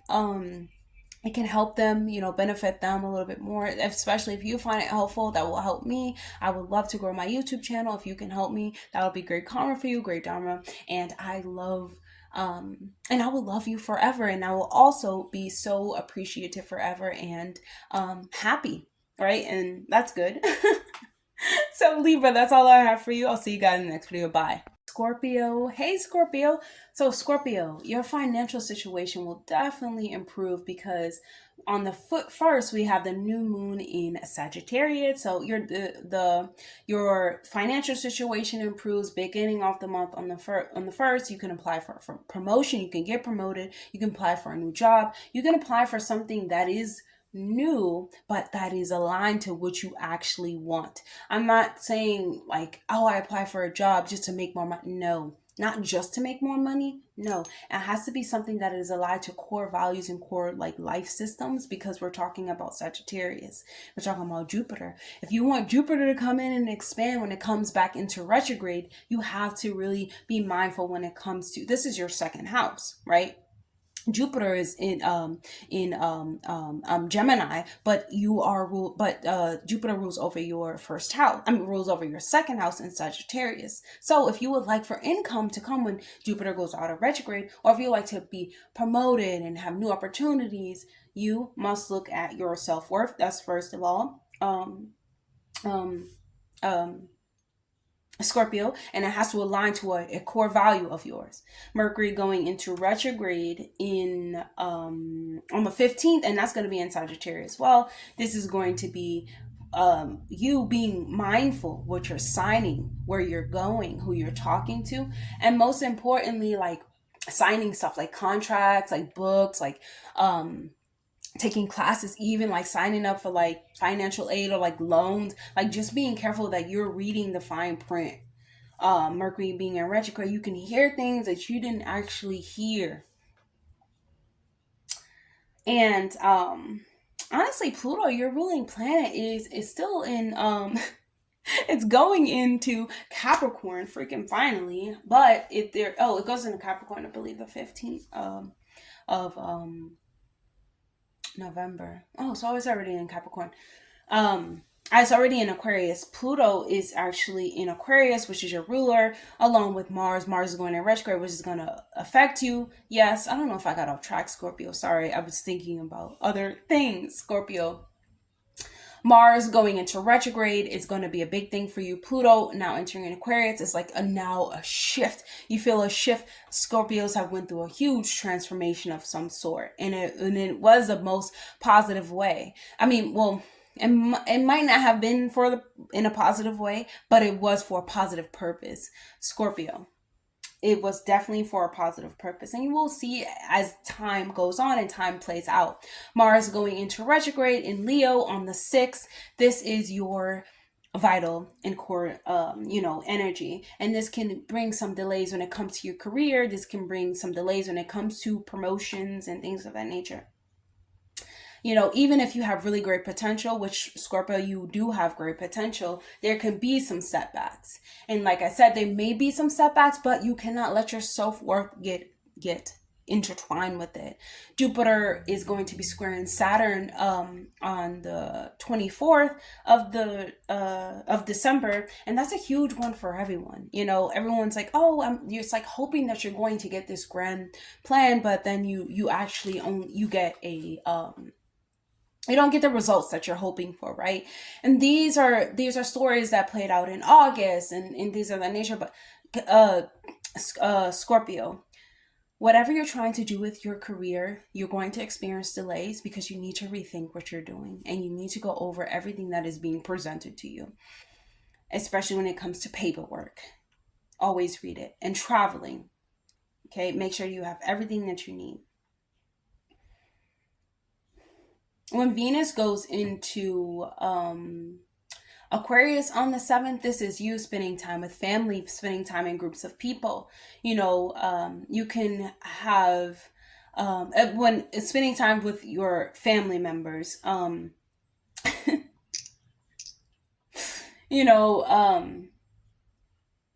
Scorpio, you do enjoy your private time, but you will enjoy a lot of time with your family members during this month. You can host something for your loved ones. You can help them settle debts. They can help you settle debts. And that's where like the conversation comes in, Scorpio, because, your 8th house is ruled by Scorpio. Venus, you're talking about Venus being in Aquarius. You can talk to people, and they can help you settle a lot of things that are going on underneath the surface, things that you have questions for. If you were interact with them, if you talk to them, you can find, information that you were looking for. Especially with the full moon too. The full moon is like releasing things, finding ways to balance out your finances, to balance out your savings. What are you spending? And, maybe taking a couple road trips in December, because the sun is going to move into Capricorn in your third house. That could be a lot of short-term trips, and it could be a lot of talking, but be careful that it's not so harsh, because like I said, it's gonna square Saturn rules over your third house, your communication. Make sure you're not being so openly optimistic when it comes to the way that you speak, and understanding that there are delays in things and you must have patience, but you're going to get there. The reason why you shouldn't be you can be overly optimistic, definitely be delusional, but do not let your confidence fall when you see that something is set back. That is the key right there. It's still like, it's gonna happen. This is just for me to learn. You just gotta relearn something. You gotta rethink. Saturn, take a little bit of accountability for the failure. Ask for some advice. You know what I'm saying? Take a class.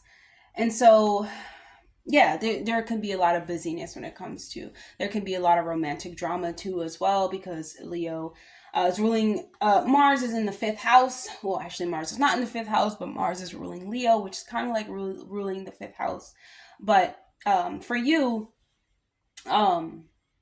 Scorpio, Leo can bring a lot of like dramatics within your unionships, within your romantic relationships. On the 24th, Jupiter collides with Saturn. So Jupiter is going to square Saturn, and this is going to be a time where you do not want to pick a fight, Scorpio. Don't want to fight during this time. It's better to settle the difference quickly. Leave people where they are. Okay, you good? Fine. You're not good? I don't, you leave people where they are, right?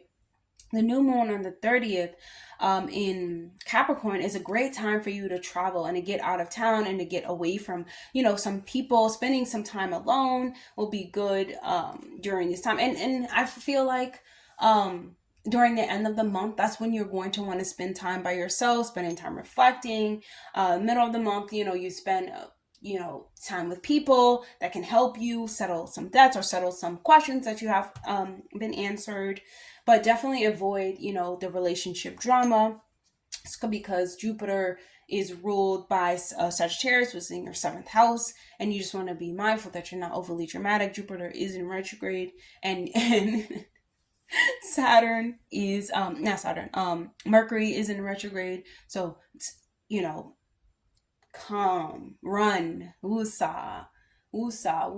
You just gotta, I see a butterfly now, like peace, let yourself guide you, like let yourself just fly away and be free. And I mean this in the most Sagittarius way possible. Letting you be a free spirit without trying to hold something down, trying to control things.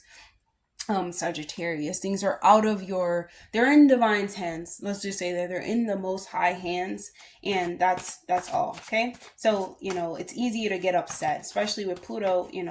Pluto just freshly moving.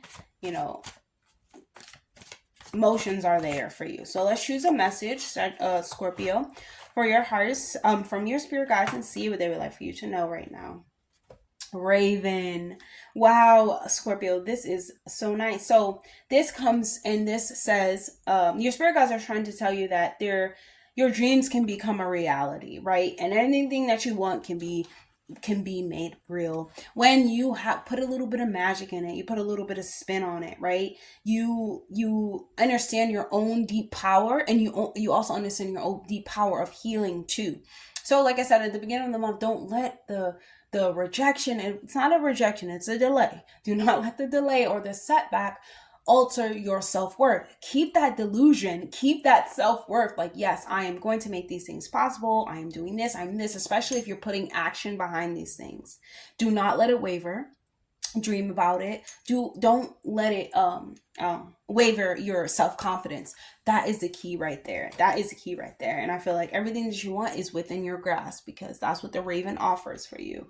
Everything that you want is within your grasp, whether you have to, encounter certain conflicts, do transformations, have to, battle with certain inner demons, Scorpio. Once you find balance, you're good to go. This month is extremely peaceful. Just deal with people for a little bit, and at the end of the month, spend some time by yourself. Scorpio, I hope that was helpful. Definitely like, comment, subscribe, please, and I'll see you guys in the next video. If you can share this video with another, if you can send it to your family members, that'll be good. Give them, the horoscope of the month. I will be so happy and grateful for you. It's great. It really helps my channel grow, and that's my goal. So, Scorpio, thank you. Thank you for your services. I'll see you guys in the next video. Bye, Scorpio. Sagittarius. Hey, Sagittarius. So, your month starts off with a new moon in your first house in your sign. So Sagittarius, Jupiter is currently in retrograde right now. It's laying the law back. It's getting you to really question your belief system. Are you too overly optimistic? Are you too overly dependent? Are you too obsessed with some type of belief system? Are you too obsessed with one way of thinking?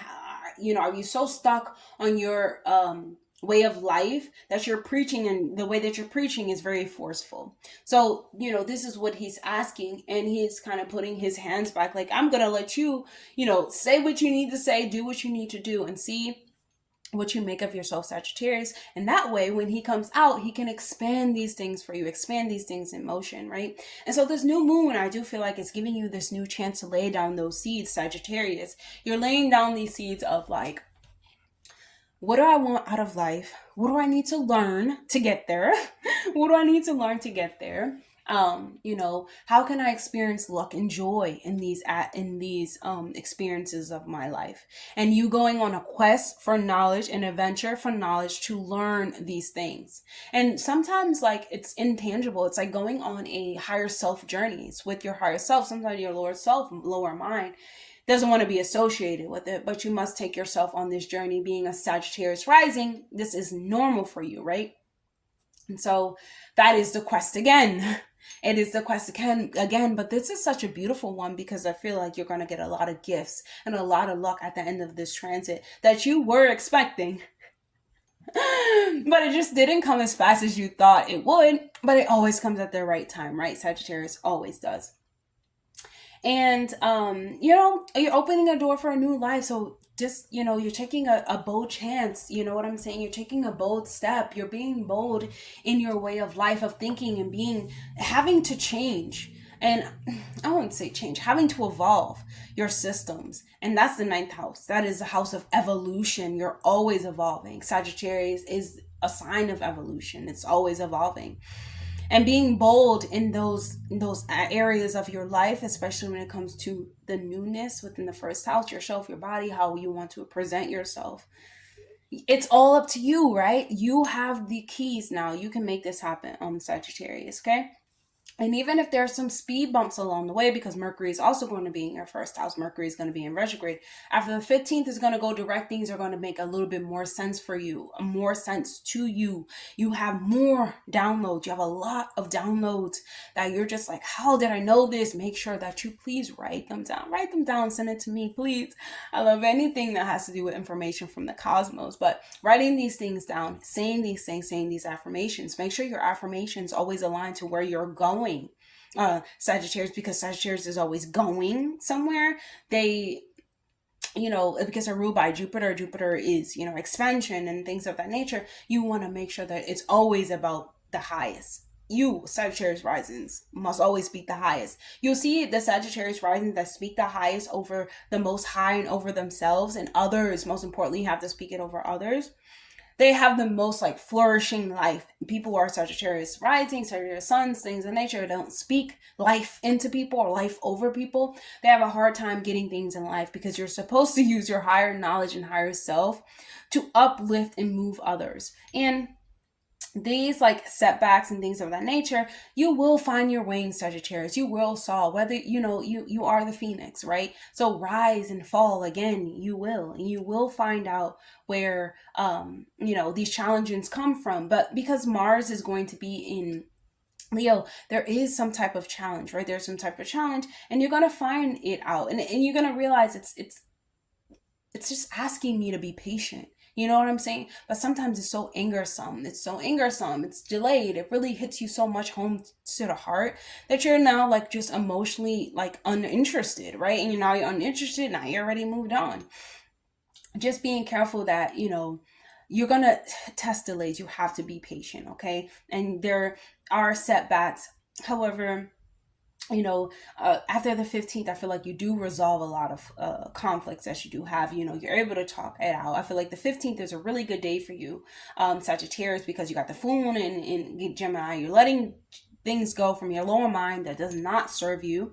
And then in Sagittarius, or your relationship, you're letting the things go, these ideas in it that it just doesn't serve anything.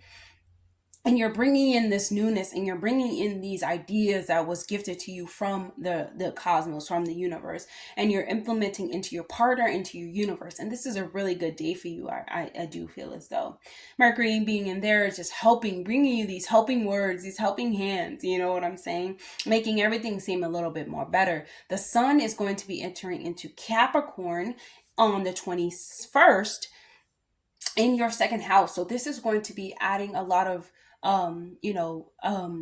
focus on your self-worth and your finances and your resources and your possessions.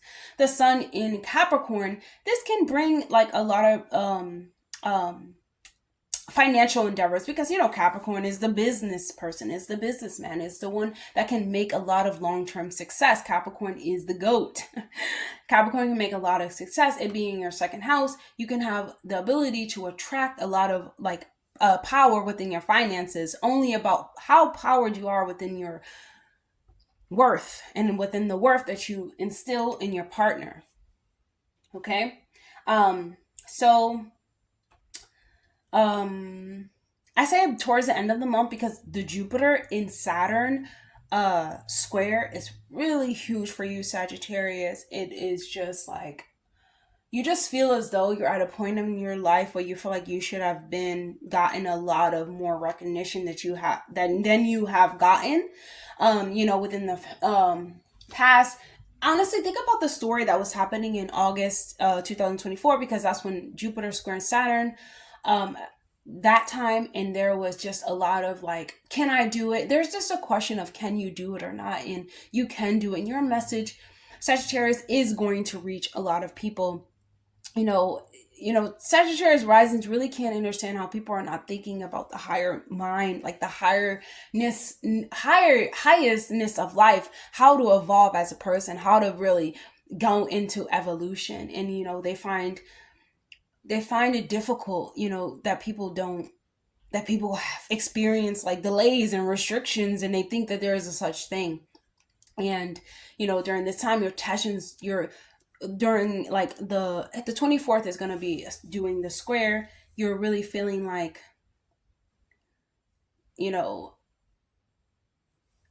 it's not so much about can I do it, is that I am doing it, and all I need is patience. I am doing it, and sometimes it's not always like instant, but I still have to be optimistic. If I'm working towards something, it's going to happen.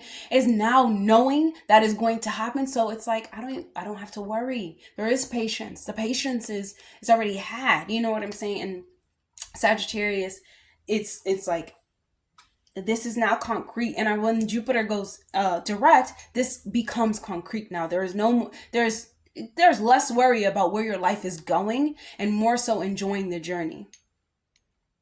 The 24th, like I said, especially can, because of the square, this can be some family issues, a family fight, a family feud, a family like just fallout. And I would definitely say, try your best to be the peacemaker. Try your best to see all sides. Try your best to be the mediator. Try your best to bring them together. See the bigger picture. Having them see the bigger picture. Sometimes people don't see the bigger picture, especially when, we're talking about, people like that are already upset. Usually when you're already in a state of an emotion, you can't really understand what another person is saying. So just taking time to be the peacemaker, seeing everything from, certain sides, trying to keep things very chill, very mellow, very calm will be good for you. And I feel like during the end of the month, because this happens on the 24th, I say the end of the month, like the 30th, the 31st, you'll feel more calm, more chill, more things are more calmer at home. And that's when you can talk more about the higher idea and the higher concept of what they were even fighting about. Really, it probably wasn't that big, or probably was big, because Jupiter and Saturn are both, Saturn is a malefic, Jupiter is the benefic. Getting together, these are really powerful energies. You know what I'm saying? I'm not even getting together, squaring, bringing up both of them are really powerful. And you being ruled by them are really powerful. So it is something, and it is something that you can speak about now to each person, helping them understand their own evolution, and understanding that life has setbacks, life has turnarounds, and all these things, but life is a journey, life is optimistic, life is freeing, life is this. And so I really think that this, as time goes on, you're going to see how prosperous that you actually are, and how you're needed. And you're going to have a really good, in 2025, you're going to have a grand year when it comes to now understanding your place, right? You now become more prosperous. I feel like this year will be more prosperous, more progression happens for you, more of the freeing from the mind happens for you. And the new moon in your second house, you're planting a seed, a Capricorn, planting a seed for, it's going to be in Capricorn, you're planting a seed for the future. And I really do feel like it's going to bring you a lot of long-term success within the future. And it's now just being planted right now. So within the 6 months, you can expect it to grow, Capricorn, but you will have to work at this. You know what I'm saying? Because Sagittarius sometimes always know that things are going to work out for them, they can become I don't really, move on to the next thing type of thing, right? So you just have to know that everything is going to work out, especially if you're putting in your efforts, Sagittarius. Okay? Be the mediator at home. Let's choose a message from your spirit guides and see what they would like for you to know right now, Sagittarius. Oh, wow. You have the owl, Sagittarius. I just feel like every rising sign, every sign came out as exactly what they need to hear. So the owl represents wisdom. It represents deep connection. It represents intuitive knowledge, which are all the things that you are, Sagittarius, which are all the things I just kept explaining, where you explain them to other people, but you explain them in a way that you're a philosopher, in the way that you want to empower and uplift and help other people evolve. That is what you do, Sagittarius. And your spirit guides are reminding you that you have this ability, and sometimes it is hidden to people and it is hidden to you, but once you see behind the illusion, you see behind your own bullcrap, right? You see behind your own overly optimistic outlook on things, or your own, you're not taking the actual steps. You see behind your own bullcrap, right? And you're able to make these things happen. And you do these things because they're necessary, and you're being guided towards a different part of your life. You're being guided towards true magic. The 9th house is the house of magic, in my opinion, and the 12th house. So you're being guided to explore the unknown, so you can explore your own magic and explore how you can help other people explore their own magic, but in the way that best suits them and your perspective. So overall, December, Sagittarius, is a great month. Oh my goodness, happy solar return. Happy solar return, Sagittarius. Oh my goodness, I'm so happy. I love the Sagittarius energy. It's fire, it's passion, it's passion. Also, watch out for the Mars being in Leo, because it is fire. You are angered, you are pushing, you are pressuring and things of that nature, but just make sure that you're not pressuring and forcing ideas and things like that on people, because it can start fights. Sometimes people can't even have a conversation about God or about religion because they go so serious. And this is that type of month that people will take it so serious. So be careful what you say, Sagittarius. That's all I have for you. I hope that was helpful. If you can share, comment, and Even share my video with your friends, help me grow my YouTube channel. That will be great and awesome for me, Sagittarius. Like you, I want to be like Jupiter and expand. I want to grow my channel, and you can help me do that, and I'll be forever grateful for you. So that's all I have for you, Sagittarius, and I hope that was helpful. Definitely like, comment, subscribe. I'll see you guys. Bye. Hey Capricorn. So Capricorn, the new moon in your 12th house in Sagittarius, this is going to be a reboot for you. The reason why is like you spend some time alone, you spend some time exploring your own inner world, your own inner nature, right? Because Jupiter is actually in retrograde in Sagittarius. So right there, it's kind of like lingering where you're spending some time alone, right? You're finding some, peace in self-reflection, Capricorn. You're finding some peace in reflecting on the past, on, your past habits, your past experiences, right? And honestly, maybe some self-care comes into play. Because Sagittarius, the new moon being in Sagittarius, so you have a new start. And also Mercury is in Sagittarius, but it's going direct, because it is retrograde, but it's going direct on the 15th.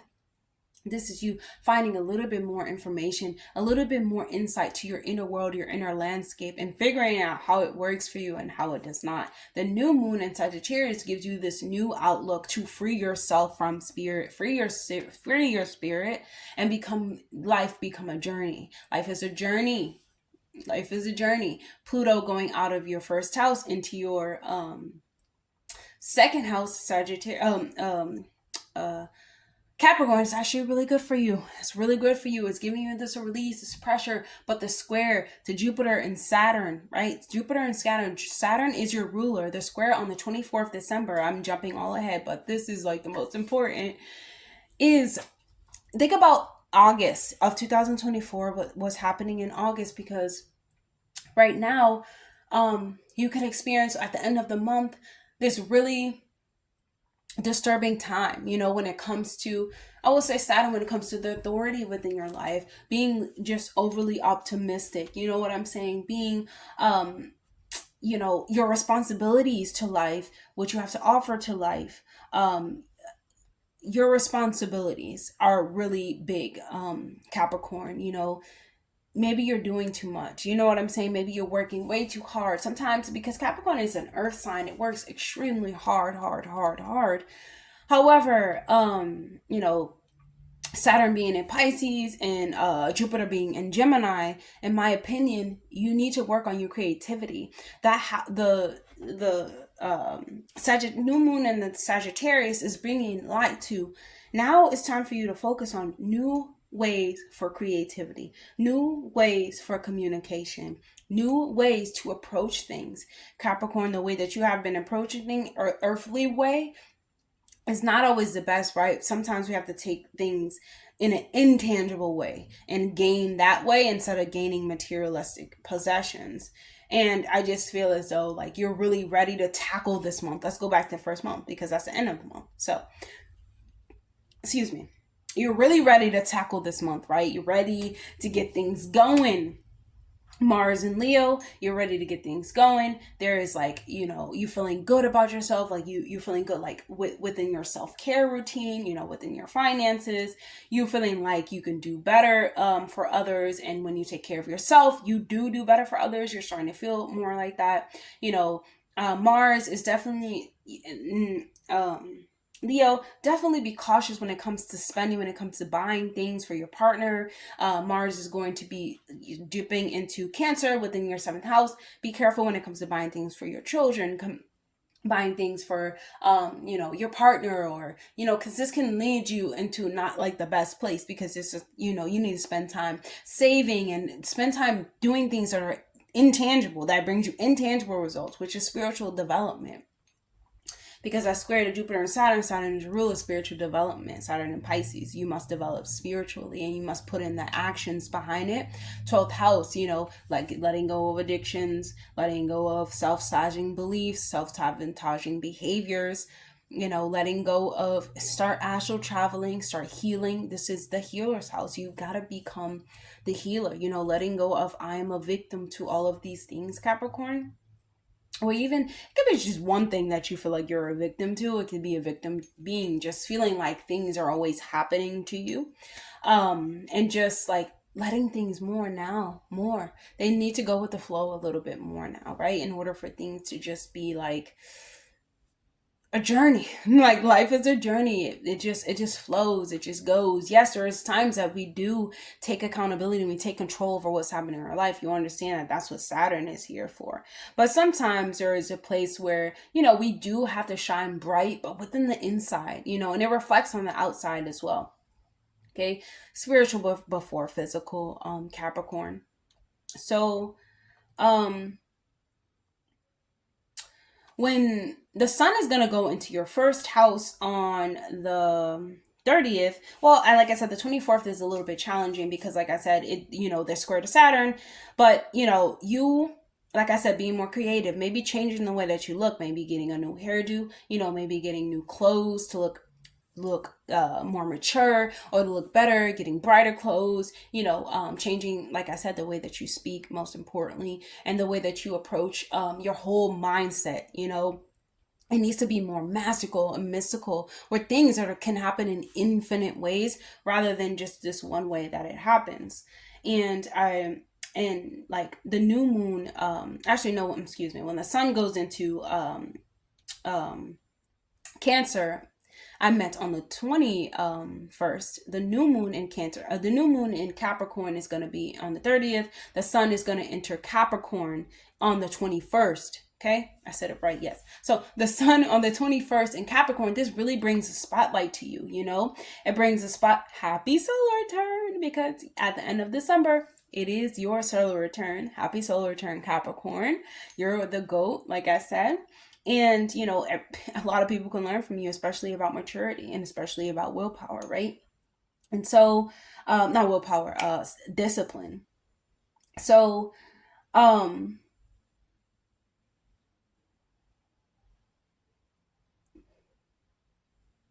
I feel like this Venus on the 7th, this can help you attract money, when it comes to, because, it's in Aquarius, so it can help you attract money, whether it be online, whether you experience shortages, some type of cash can come to you. Make sure you're not blowing it and spending it on a lot of stuff, because Mars and Leo likes to do that. I would say go run, go running. Go play a sport. It's going to give you the same satisfaction of it's going to invoke the same chemical in your brain. When you're buying something, then, when you're going to work out. It's beneficial. So when the sun goes into your first house, it's going to be a lot of sun. It's going to be a lot of spotlight on you. You're going to be looking beautiful. You know what I'm saying? You're going to be looking beautiful. If you choose to treat yourself as someone who is beautiful, if you pay attention to your emotional health, if you pay attention to your shadow work and shadow side, Capricorn, you will be shining so bright and you'll be happy for it, right? And there's responsibilities. You might have to wait and hold off of those responsibilities, because honestly, when this square happens, you're gonna look more like, is that something that I want to do? Is this responsibility taking me anywhere, or is that just a responsibility? It's just another earthly realm thing, or can I literally trade this out to feed my spiritual health so that I can grow internally? You have to ask yourself these questions, Capricorn, because a new moon in Capricorn in your first house, my goodness, honestly, to me, when the sun and the moon is together, it's an eclipse. This is not an eclipse, because it's gonna move degree. However, like that's like a new identity, like in my opinion. But honestly, with Pluto moving out of Capricorn, there is a new identity. But I feel like this new identity honestly gets realized during this week, this 21st, to the 30th, or that's not a week, it's 9 days, a little bit over it. But I'm saying, like, this newness comes to you where you look different and you can see the beauty that is in you now. It's like flourishing through you, and the way that you speak. If you change your hairdo, you change yourself. Like, Capricorn is really like recreating themselves because they're done with Pluto and Capricorn. And they're now experiencing more of the joyous parts of life, and understanding that they must dive into the ethers to really feel fulfillment, because they understand that fulfillment never came from materialistic things. It did for a while, but then it was like, like, this is just another thing to do. I want to learn more, I want to be more, and now it's time for you to learn more and be more. And it's gonna I'm gonna love this, Capricorn. You're gonna love this. And happy solar return. Yeah, like, you're gonna look way different this time. So let's choose a message from your spirit guides and see what they would like for you to know right now. Yay. That's so fun. Sacral chakra. Capricorn, willpower, sexuality, and your well-being. Your sacral chakra is your confidence. It's your willpower. It's your self-esteem. Like, it's another brain, Capricorn, you must focus on this month your sacral chakra. It's like another brain, because actually I just described the solar plexus chakra. The sacral chakra is your well-being. It does have its own brain, but through the oceans, like through waters. It's like another brain, because you can birth through this, especially if you are a woman, you have a womb, you can birth.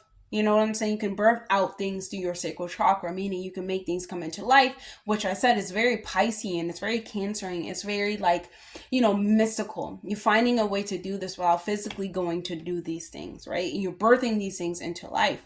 And your sacral chakra, you need to focus on that, because especially if you are a woman, this is another way that you can use, manifestation. You can use the way to bring something new into your life, Capricorn. You don't actually always have to physically go and run around and, like, do something. You do when it comes to reaching your goals, yes, but sometimes you can honestly sit in meditation, focus on your wound, healing your wound. If you are a god, healing your sacral chakra, bringing things back in, back into motion. What I'm saying, doing some retention. So that will be good for you, Capricorn. Capricorn, definitely do some retention. Yes, do some retention, because Capricorn is very happy. It's very happy when it comes to those types of things. Anyways, I mean, birthing things into reality. It will be really good for you, Capricorn. So that's all I have for you. I hope that was helpful. Definitely like, comment, subscribe, please. And I'll see you guys in the next video. If you can share this video with your friends, your neighbors, that'll really be helpful for me. I am trying to grow my YouTube channel, and you can help. And I will be forever grateful, Capricorn. You understand how it is to run a business. So help me out, Capricorn. See you guys in the next video. Bye, Capricorn. Hey, Aquarius. So Aquarius, this new moon is on the 1st is going to be in Sagittarius. And Sagittarius, this is going to be bringing you a busy social life, a busy social calendar when it comes to being invited out. Maybe you're spending less time at home, but more time, like, in business or, in social events. You're having more invitations when it comes to, being more social. But sometimes this can come as a hassle, because you're going to have Venus in your 1st house, and you're having these new opportunities to Sagittarius is the 12th house. You're having these new opportunities to be seen, to be known. Jupiter is the ruler. Jupiter is in retrograde right now, but Jupiter is trying to expand wherever it goes, and it's in Gemini, but we're talking about Sagittarius, the new moon being in Sagittarius. Jupiter is trying to give you something, so definitely plant the seeds for whatever you want to plant the seeds for. Sometimes these invitations can be a hassle when it comes to Mercury retrograde, because you may not get the right information. So please pay attention closely, because on the 6th, Mars is going to be in Leo. It's going to be going retrograde in your 7th house, and this can cause a lot of fights in battles within relationships, power struggles, keep your hands to yourself, type of thing, and things like really moving from the heart, like your heart really being hurt by certain voices and certain words that people are using against you, especially if you're in a unionship. This can even bring back exes, it can bring back people from the past, wanting to talk, wanting to reconnect. The retrograde, I would definitely pay attention to Leo men. Leo men, if you're actually Leo men, a Leo man, I wouldn't go back. And I don't even know why I'm saying this. I'm just saying this because Mars is in Leo. And I know that when Mars is in Leo and a fire sign, is very up, is very, driven, is very things, but it comes with like these other qualities, of control, of possessiveness, of feeling self-centered, of this is mine. And you don't want to go to those certain qualities. And especially if a male that has Mars and Leo have showed you these qualities, they can become really aggressive during this time, and you don't want that. Right, so you don't want to go back during that time. You don't want to go back when Mercury is in retrograde. Mercury going direct on the 15th, you have a clearer mind and clearer understanding of what this person is actually trying to offer you. Then you can see what if it's like worth the trouble. And after the 15th, honestly, relationships, they get better. It's more understanding, because it's like you're hearing things that you're not actually hearing, or you're seeing things you're not actually seeing. Being patient with your loved ones is really going to get you through this, Aquarius. And not letting like little things disrupt you, because it is going to be little things, like because your heart, Mars and Leo's ruled by the heart. Like everything is tugged by the heart space, or tugged by the emotions. And if you don't have like really control over it, because that's Mars, doesn't really have control. It thinks that it has control, but it can get out of control very easily, very quickly. It's Mars, and it can really take down a whole building without thinking about it. But it takes down a whole building. Being Leo, it feels bad after it takes down the whole building, and that's where, like this edge comes in. So yeah, so this month, so Venus is going to be in your sign on the 7th, and this brings a glow over you. You're looking really good, Aquarius. You're looking great. During this time, you're looking very unusual and very unique. Like I've never seen this person before. You understand? People are very interested in in you, what you have to say, and how you look, and it's just you're just glowing. And your charm is definitely magnetized, because in every situation that you have, Venus being in Aquarius, you're going to be in a lot of social events, talking to people, or people wanting to talk to you. They're going to see you as this authority figure. They're going to see you as this leader. And you, with great responsibility comes great power. If you look good, you feel good. You want to make sure that everyone looks good and feels good as well. So even when it comes to negotiating certain things, you can have really good planning too, like planning events that have to do with the neighborhood, that have to do with community, that have to do with the internet. You can put your helping hand, try to help someone do this, Aquarius. And that's really good for you, because that's happening in your first house. So that redirects your whole life, like your whole life's purpose. And you can, on the 15th, the full moon actually is gonna be in Gemini. So that's not, the Mercury goes direct on 15, and also Gemini, it's on the full moon on the 15th. So the full moon, in my opinion, can bring up, because this is in the 5th house, and can bring up a lot of like love sector, like romantic partners, like, is this the best romantic decision? You can make a really big decision when it comes to a partner. Do I want to get married? Do I not want to get married? Do I want to leave? Do I want to have children? Do I want this?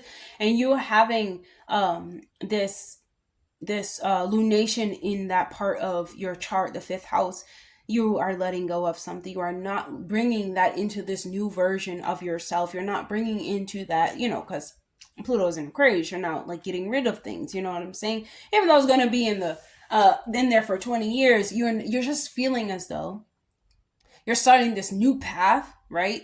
And you want to be as aligned as possible, and things that do not align to you will fall away, and you want to make those decisions based on that. Mercury is also going direct that day, so you should not have any trouble when it comes to finding the right words, when it comes to expressing yourself authentically, what you need, what you don't need from your romantic partner. Spending time alone is really good. If you're not in a romantic relationship, this can be your children, this can be just people you go around with, this can be exes, This can be self-expression, how you express yourself. You will find the right ways to express yourself. You will find the right ways to be heard, okay? So at the end of the month, you can feel like maybe you want to have more quiet, because on the 21st, the sun is going to be going into Capricorn, and this can feel like you can feel as though, this is the 12th house. So you feel like, I want to take more time to myself. I want to be alone. I want silence. Like I want peace. I want to just spend time going over things, going over plans within my head, going over, like my approach to life, like setting new boundaries. Like I need to set boundaries. I need to do this. I need to do this. And you're going over this with yourself, and your dreams can really tell you a lot too, Aquarius. So definitely pay attention to that. On the 30th, the new moon in Capricorn in the 12th, in my opinion, a new moon here meaning you need to start a new practice, something that needs to go long term. You need to start a new practice that needs to go long term, that can help you alleviate those addictions, alleviate those self-sabotaging behaviors. Aquarius risings usually are like a bridge between two worlds. They understand the ether world as well as the collective consciousness, the fears, and all of those things. And coming up with a practice to alleviate those types of pains in others, healing the world, that's what's on the 30th. That's more what that new moon is trying to get you to do. So new moons play out over of course like 6 months, I believe. And you're planting the new seeds for these things to happen, new practices. It takes 3 months to make like to create a habit. So meditation. Meditation is always like my favorite thing, but sometimes people cannot silence their minds. So listening to guided meditations until you're able to stop listening to guided meditations, listening to music, listening to tones, listening to the right types of music. It could be cleaning, something that you enjoy doing, but that's very meditative and people are not around.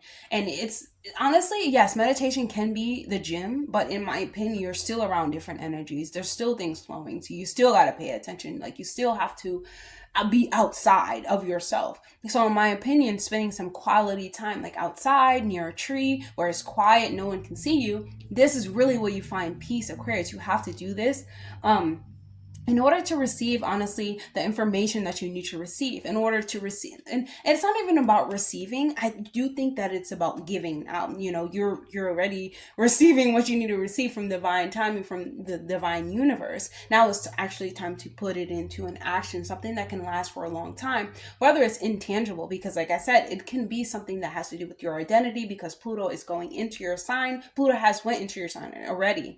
So it can be like, let's crystallize this identity over the next 20 years and let's get you to build up to it. And it's a journey, you know what I'm saying? It's a journey, Aquarius.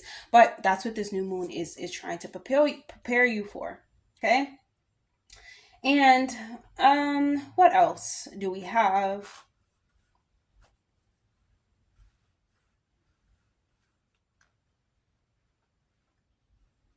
So yeah, at the end of the month, that's what's gonna happen. We have the new moon in Capricorn at the end of the month. Oh wow, I was just like scratching my stomach. New moon at the end of the month. Yep. So I would spend time like focusing on my partnerships. Okay. Not spending so much time around people. I definitely would not spend some time around people. I would spend time around one person, and that would be like my partnership. And it would be I'm grabbing the card. It would be a partnership, but it would be someone that I know that will listen to me, that I trust, they trust me. That is the type of relationship, or that's the type of person that you want to be around towards the end of the month when it comes to, you having to spend time during your month. Because Capricorn, that's ruled by Saturn. It's pretty serious. It's not like really playing. It's long-term results. Like it's gonna give you the results you need.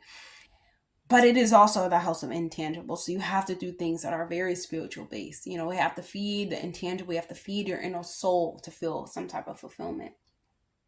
Wow, you have the hawk, Aquarius. So when you see the hawk, this is asking you to bring your focus towards the power of your vision, the power of your intuition in your daily life. Wow, every freaking sign, like I just said in Aquarius, but like everyone has the right animal, like your right spirit animal, the right card for them that is really significant for the month of December. Seeing things from a different perspective, but developing your spiritual senses, like developing your spiritual awareness. That's what's going to happen this month for you, Aquarius. It's going to be really good.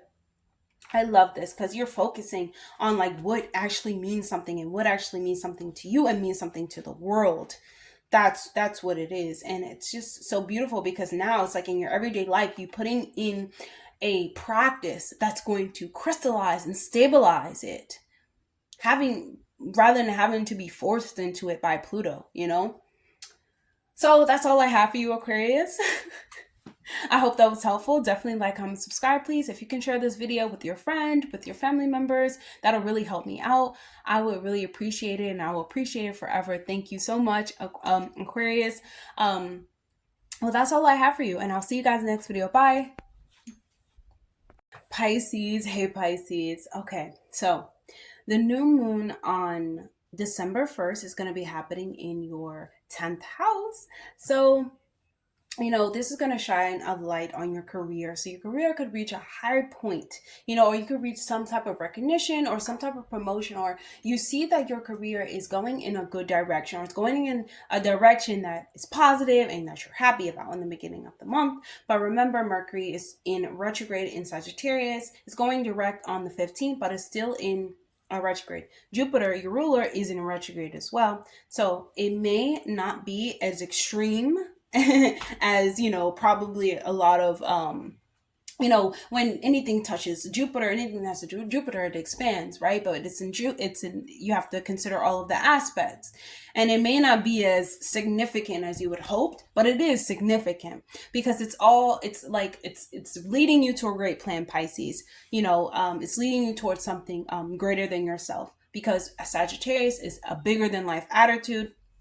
And also it being in retrograde is going direct on the 15th. The end of the month, when it goes direct, there is more of a concrete outcome. You know what I'm saying? There's more concrete opportunities because of the 10th house. There's more concrete travel. People invite you to certain things. You know what I'm saying? You are now involved in certain things that are bigger than you, that are higher than you. After everything goes out of retrograde, Saturn goes direct, and then Saturn excuse me, where am I? Saturn goes direct. Saturn is in your first house, so all of these aspects come into play. Saturn has been in your first house for over a year, and it has been teaching you about self-worth, so strength, and if I really want it, I gotta go get it. And if I really want it, okay, I'll cry about it, but I still have to go get it. It's been giving you that tough love that you need at Pisces, right? And having thinking about all those aspects and how they play a huge part. This is a high point for your career or for your life path, but it's not the highest point. Okay, it's not the highest point that you can get to. It's a point that you need to be happy for. You need to celebrate. You need to be so grateful and proud of yourself, Pisces, that you've gotten to any type of point. On the 6th, Mars is going to retrograde in Leo. So and another thing is too, I want to say, Pisces, if you work really hard all year, you will reap benefits, and you will see benefits in what you have worked on. Anything that you do receive is well deserved. Anything that you have accomplished, you deserve it. You know what I'm saying?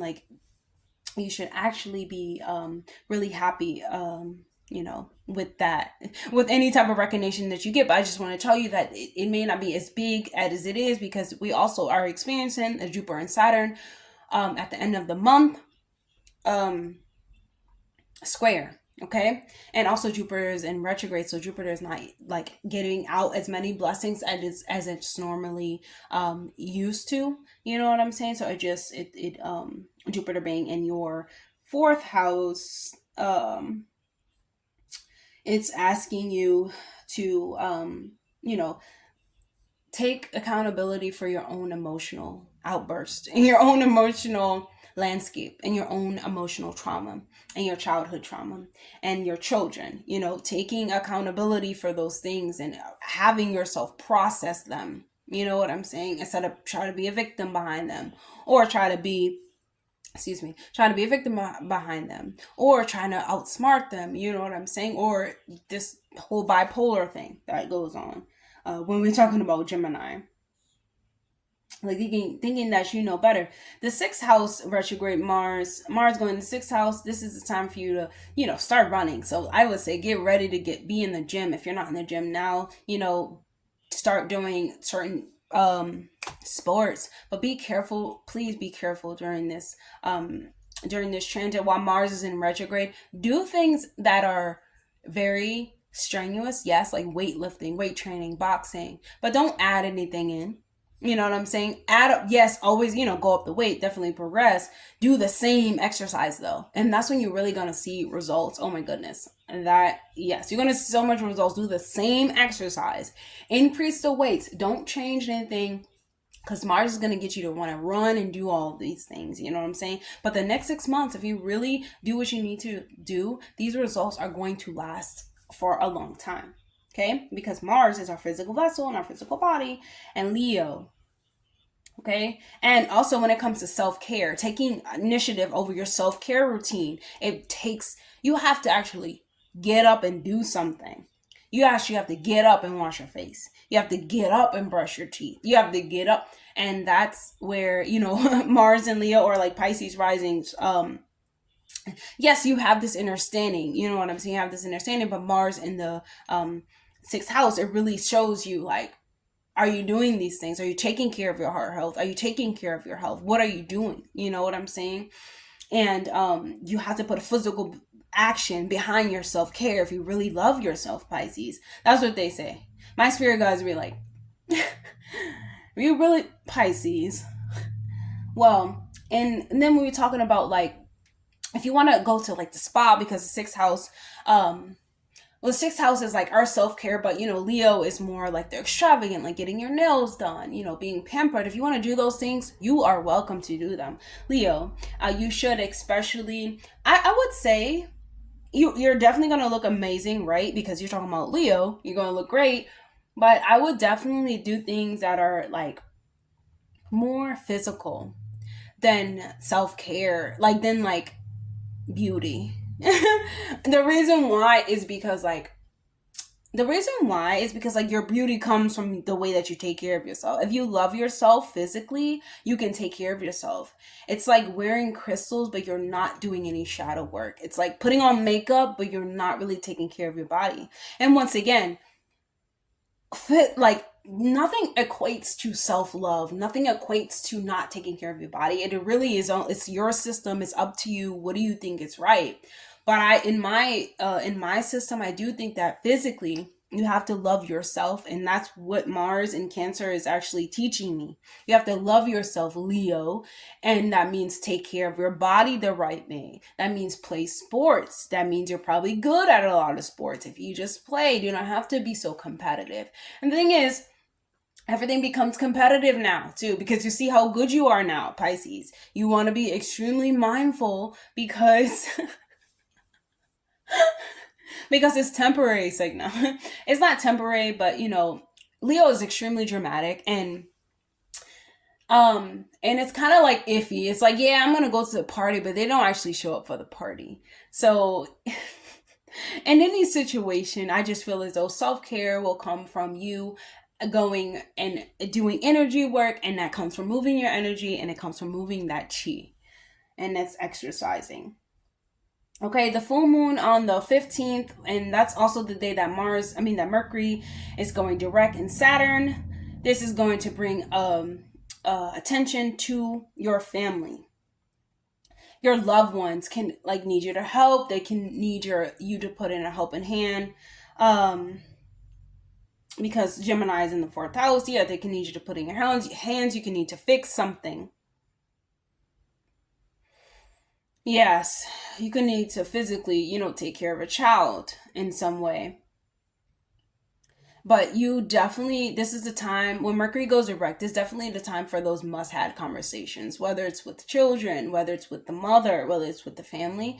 There's this must-have conversations. Hopefully that's based in intellect, and that's based in intelligence, and that can be had in all calmness. But Mars, being in Leo, we have to be mindful of that. And Pisces, you having a lot of physical strength is always great, right? Because you're like, we're tired because, you come with a lot of karma and you just like tired, right? And when you get to a certain age, you start being less tired, that also has to do with your DNA and things of that nature. But that's what I've noticed. Usually, Pisces have been through all the signs. They sleep a little bit more than everyone else. And I would just say that they will need your help, right? The Jupiter, actually, no, on on Capricorn, on the 21st, the sun is going to be in Capricorn. So the sun is going to be in your 11th house. And so the social life, they will expect you as well. Your family will need your help. The society will want your insight. They will want your help. I do think that on the 24th, because of the square, there can be a lot of drama too. There can be drama because Jupiter, a lot of arguments, fights. And then, Saturn rules over the 11th house, so it can be a lot of arguments, even with older siblings. It could be arguments with like family members. It could be like, do I really want this goal? Do I really want this wish? You could just give up on a lot of ideas that you have, a lot of business ideas. You can move on to something different. I would say you could want to align to different goals, different visions, and a lot of drama. You need to set boundaries. That's the most important thing. Saturn is teaching you that you need to set boundaries. Oh my goodness, is that making noise to this thing? I hope not. But Saturn is teaching that you need to set boundaries behind whatever you create, whatever your joy is. Pisces, set boundaries behind yourself. Okay, keep people at a dense distance if they need to, especially with Saturn and with the Jupiter and Saturn. But I do feel like when North Node goes into Pisces, you will see who actually is there for you and who is an enemy. Like, you will see, it will be so clear to you. On the 30th, the new moon in Capricorn, this is illumination in your 11th house. So this is a new start, to have new like-minded people in your circle, to gain new goals, then learn long-term goals. Maybe the long-term goals that you have done, you want to go over them, right? You want to now make a different plan. You want to have more people look at it, right? You want to get more insight about it. Maybe you want to ask your sibling, maybe you want to ask someone about it. And this can bring a time for you where you have good encounters with people around you. Like at the end of the month, this could be really good when it comes to enjoying other people. Now you kind of enjoy them a little bit more, whether it's just like little mundane things, like a little house gathering or something like that. You really enjoy them. Okay, and so let's choose a message, Pisces. I do feel like when the North Node goes into Pisces, that you will have oh my goodness, you will have a more clearer look at where your boundaries do lie and what your boundaries are. Okay, and this month, Pisces, for us is pretty great in my opinion. It's pretty grand. I would say that there's a lot of delays and a lot of setbacks, and maybe you're not experiencing all that you thought that you would. But once again, like I said, Saturn is always going to deliver if you're working towards it. If you're really working towards it, Saturn will deliver to you. And it will happen for you, Pisces. So let's see what you have. You have 11, you have 111, right? And that's intuition. So your intuition is so strong. And see, I just use my intuition. My intuition says it's going to happen for you. Honestly, like, as long as you have faith in yourself and you have faith in your path, and you can work with others, because you have to work with others, because you're talking a lot about the 11th house. This, Capricorn in the 11th is working with others. And usually, like, Capricorn wants to be the authoritative figure. Like, yeah, you have an authoritative figure, but working with like-minded people can push you so much further in your life, than you thought you could have been, by yourself. So I forgot to say, Pisces, if you can share my video, you can send it to a friend. That'll be really helpful, and I'll be really grateful forever for you. And it's great karma and great dharma for you, Pisces. I hope that was helpful. Definitely like, comment, subscribe, please. See you, Pisces.